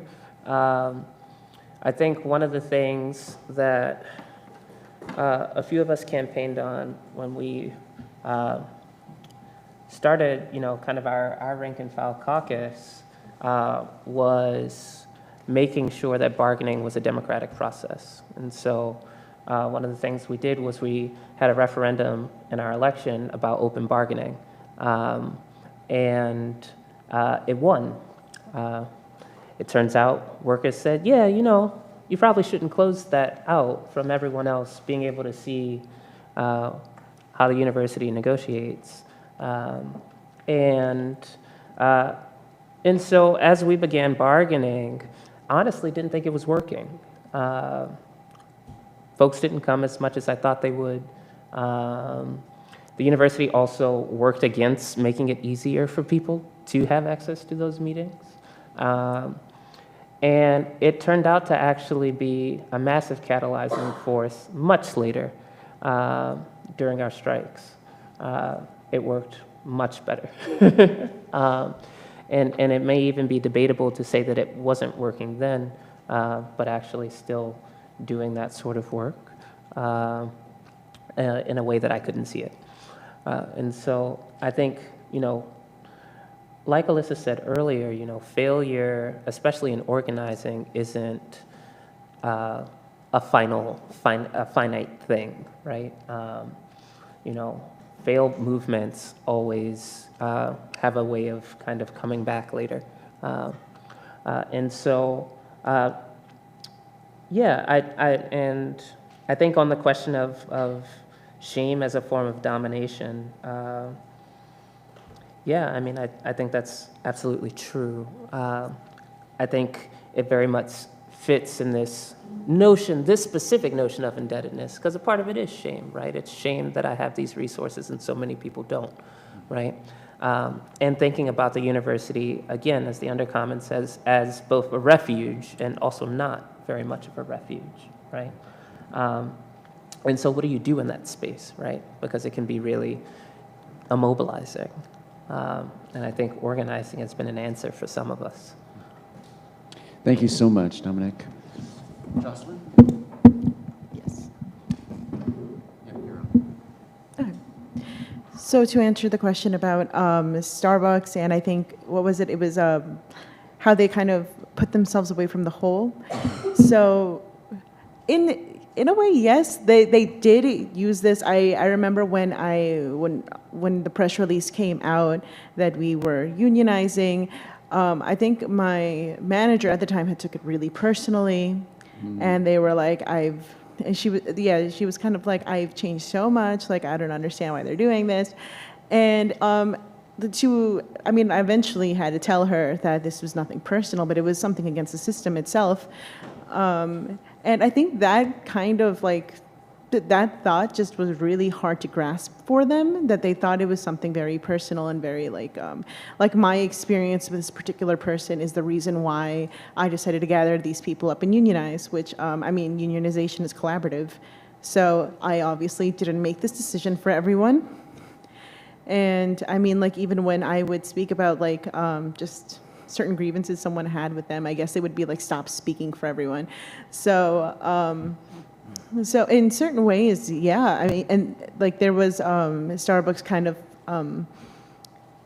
being like, oh, well, it wasn't it's why is it us? Why do we the bargaining, the people who are in Buffalo, those district managers, they're different from us because they run it so badly, but we are here in Great Neck in Long Island and we run it so well, and that's why we don't need a union. And it was like these things that were kind of separating us from, I guess, just different districts, which obviously these, the problems that are in Starbucks are pretty ubiquitous across all the stores.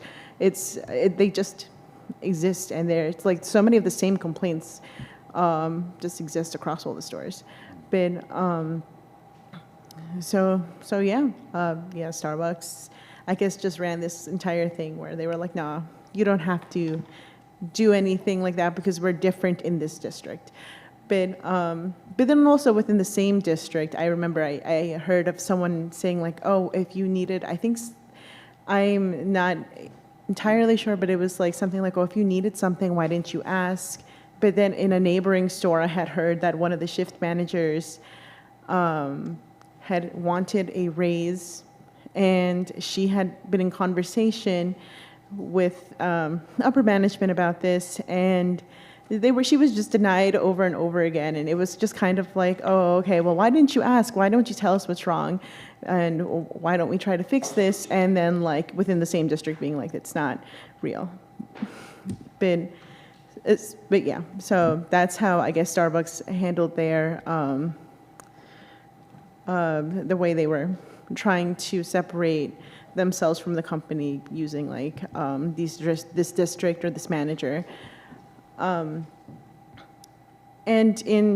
I just also wanted to add on to failure. I feel like for my store in particular, I'm not, yes, we failed. We didn't get the union representation at our store, but it just also never stopped. We immediately filed for the injunction. We never stopped working, and even at points where it just feels like completely hopeless, I'm pretty confident about like the hearing, but at the same time, I'm like, it could still fail, and we could, it could not be recognized or anything could happen, and it still doesn't feel like a failure, and because I feel like the primary goal was to start a conversation within Long Island, and because we were the first in Long Island to file. And after our failures, the other Long Island stores have all been victorious in their union drives. And that was just as powerful to me, that other people are also taking the step forward. And it's, especially for a lot of us who don't know much about unions, or who, this is all very new to us, like just this year, it is like a very powerful thing to see these people come together and be like, no, we have to do this. We have to protect ourselves and our rights. And so I guess just unionizing, and organizing itself never really felt like failure. Thanks so much. And we'll share the news when the NLRB decides your case, definitely, through our networks of 1313. Thanks. Alyssa, some final thoughts.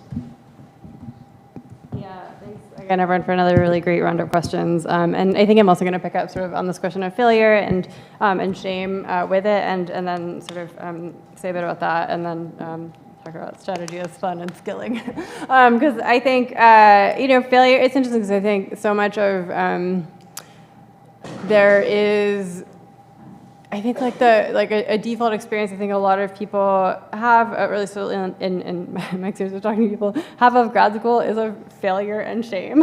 Or this came out a lot in conversations, and I think this was the thing, everyone's like, I'm doing fine. And then you would get into these organizing conversations that were not actually tell me about your shame and how you feel like a failure. And people would tell you really intense personal stuff, and I would this is why I would also get really, I would cry in meetings. You would just be all of the stuff would come out, and it would be okay, why are you feeling so bad? It's you do, your department shouldn't be treating you like this. You need a therapist. You need you need to be able to afford your rent. There are things that actually, and you can be well, I talked to all these other people who have these problems, and there is this very, I think, important thing that those conversations do to deprivatize shame and to make it this is a public issue, this is a problem a lot of people are having.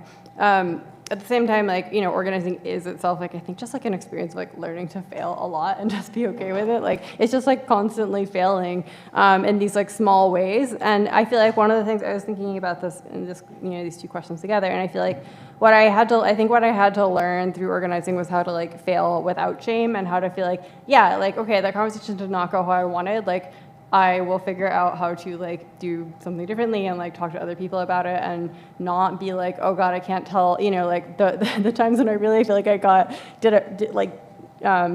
made organizing mistakes was when I wouldn't I would be oh, how do I fix this on my own in some way, instead of just being calling somebody and be I don't know what to do, this is the problem, can you help me, and not feeling ashamed that I hadn't just figured out how to organize everything by myself, which would be it's not possible. So I think figuring out how to just be this happens, and a lot of political efforts are kind of about failure on some level, or just that is part of it. And I think just accepting that and getting not dissuaded by that. So and it's obviously easier when it's a failure of a conversation than wow, it feels our whole I spent all this time for years, and now this stage of unionization is over, and it wasn't people continue to organize in unions, but there was a I feel definitive moment of wow, this particular campaign did not go where we wanted it, and that's really hard, and that was very hard for me to deal with. And I think that's another thing that I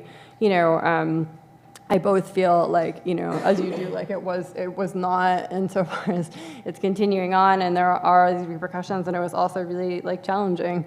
But I feel like that's also just, I think that like, anytime you do something that is important, I don't know, you don't know how it's going to go. So, so I feel like that's the thing that I think is important to talk about.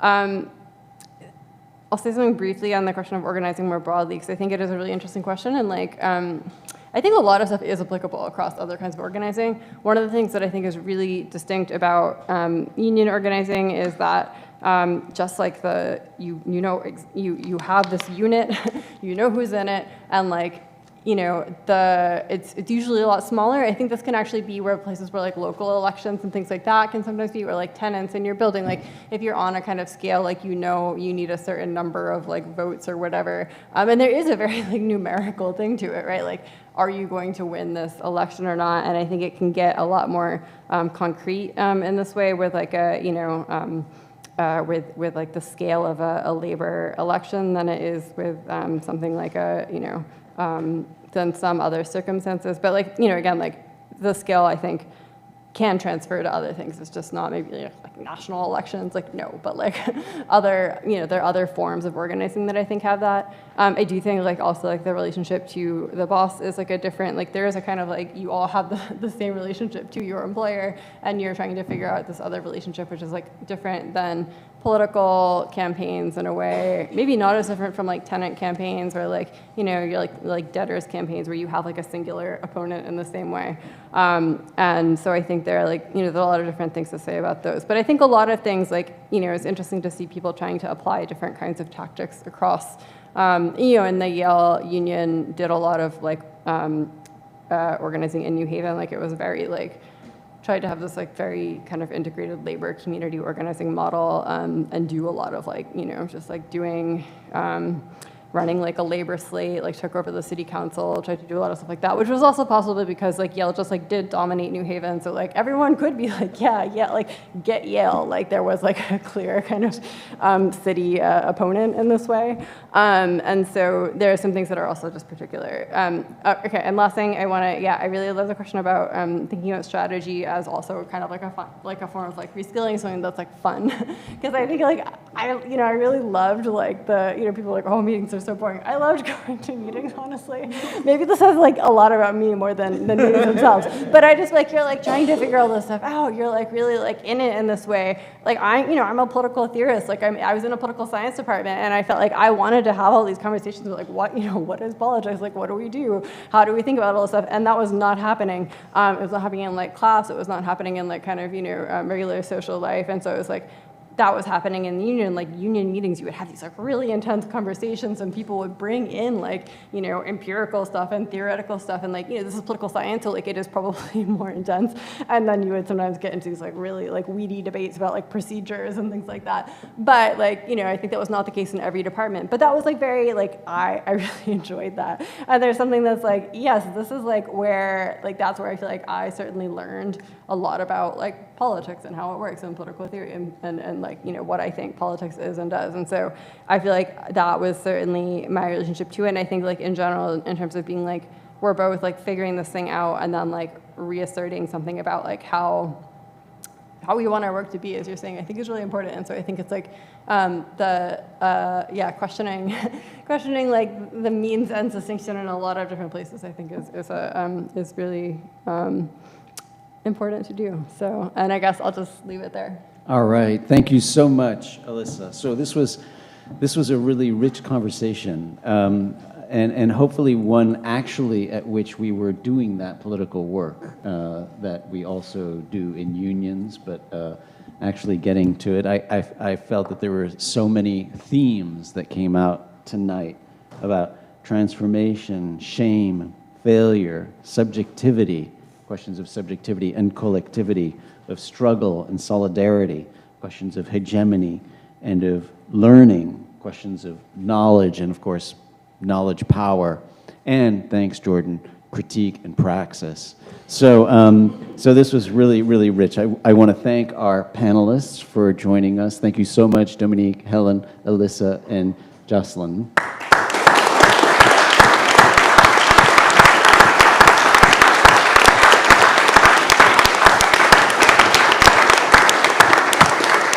I want to thank all of you for coming out and all of the union members and union organizers who are in the room. I want to thank Casey Moore from Starbucks Workers United, who's from Buffalo. She was going to join us as well on this panel, but because of personal family reasons, she wasn't able to come, but she was instrumental in also connecting us with Joselyn. So thank you. Thank you, Fonda, for all of the work and for all of the organizing. Thank you to our amazing team, Reno, John, Adrian. You were really amazing this evening. Thank you so much. And I hope you will join us for the next ones very quickly. The next one is on the degrowth movement, décroissance, this idea that in part André Gortz developed in the 1970s and has been in existence since so long, which is the degrowth movement of activists and researchers who are thinking of a society that prioritizes social and ecological well-being, right, instead of growth, instead of GDP, right? And so this one's going to be actually in Paris. It'll be on November 9th. Anybody who's in Paris, join us. We'll be at the Librairie Utopia, believe it or not. We'll be at the Utopia Library in Paris. But it'll also be streamed here at noon. So noon in New York streamed, and then 6 p.m. in Paris. And we'll have with us Baptiste Milondo, who's a brilliant degrowth thinker, Françoise Golin, Frédéric Bosquet, and we're also going to explore the Longomai movement, which is a movement of communities organized by two leftist groups in the 1970s, the Spartacus group in Austria and the Hydra group in Switzerland. And they created these cooperatives. There are now 10 cooperatives that provide for the livelihood of about 200 people right now. So we'll be exploring the Longomai movement. That'll be on November 8th. And then the next one will be back in New York at the Maison Française on November 30th, and that's going to be on mutualism, theories of mutualism, and in part, and we'll have with us Sarah Horowitz, who founded the Freelancers Union and really worked on transforming the freelance economy in New York, and so she's the author of a book called Mutualism. So we'll be back in New York November 30th at the Maison Française in person. I hope you will join us. And thank you so much for coming out tonight. Thanks.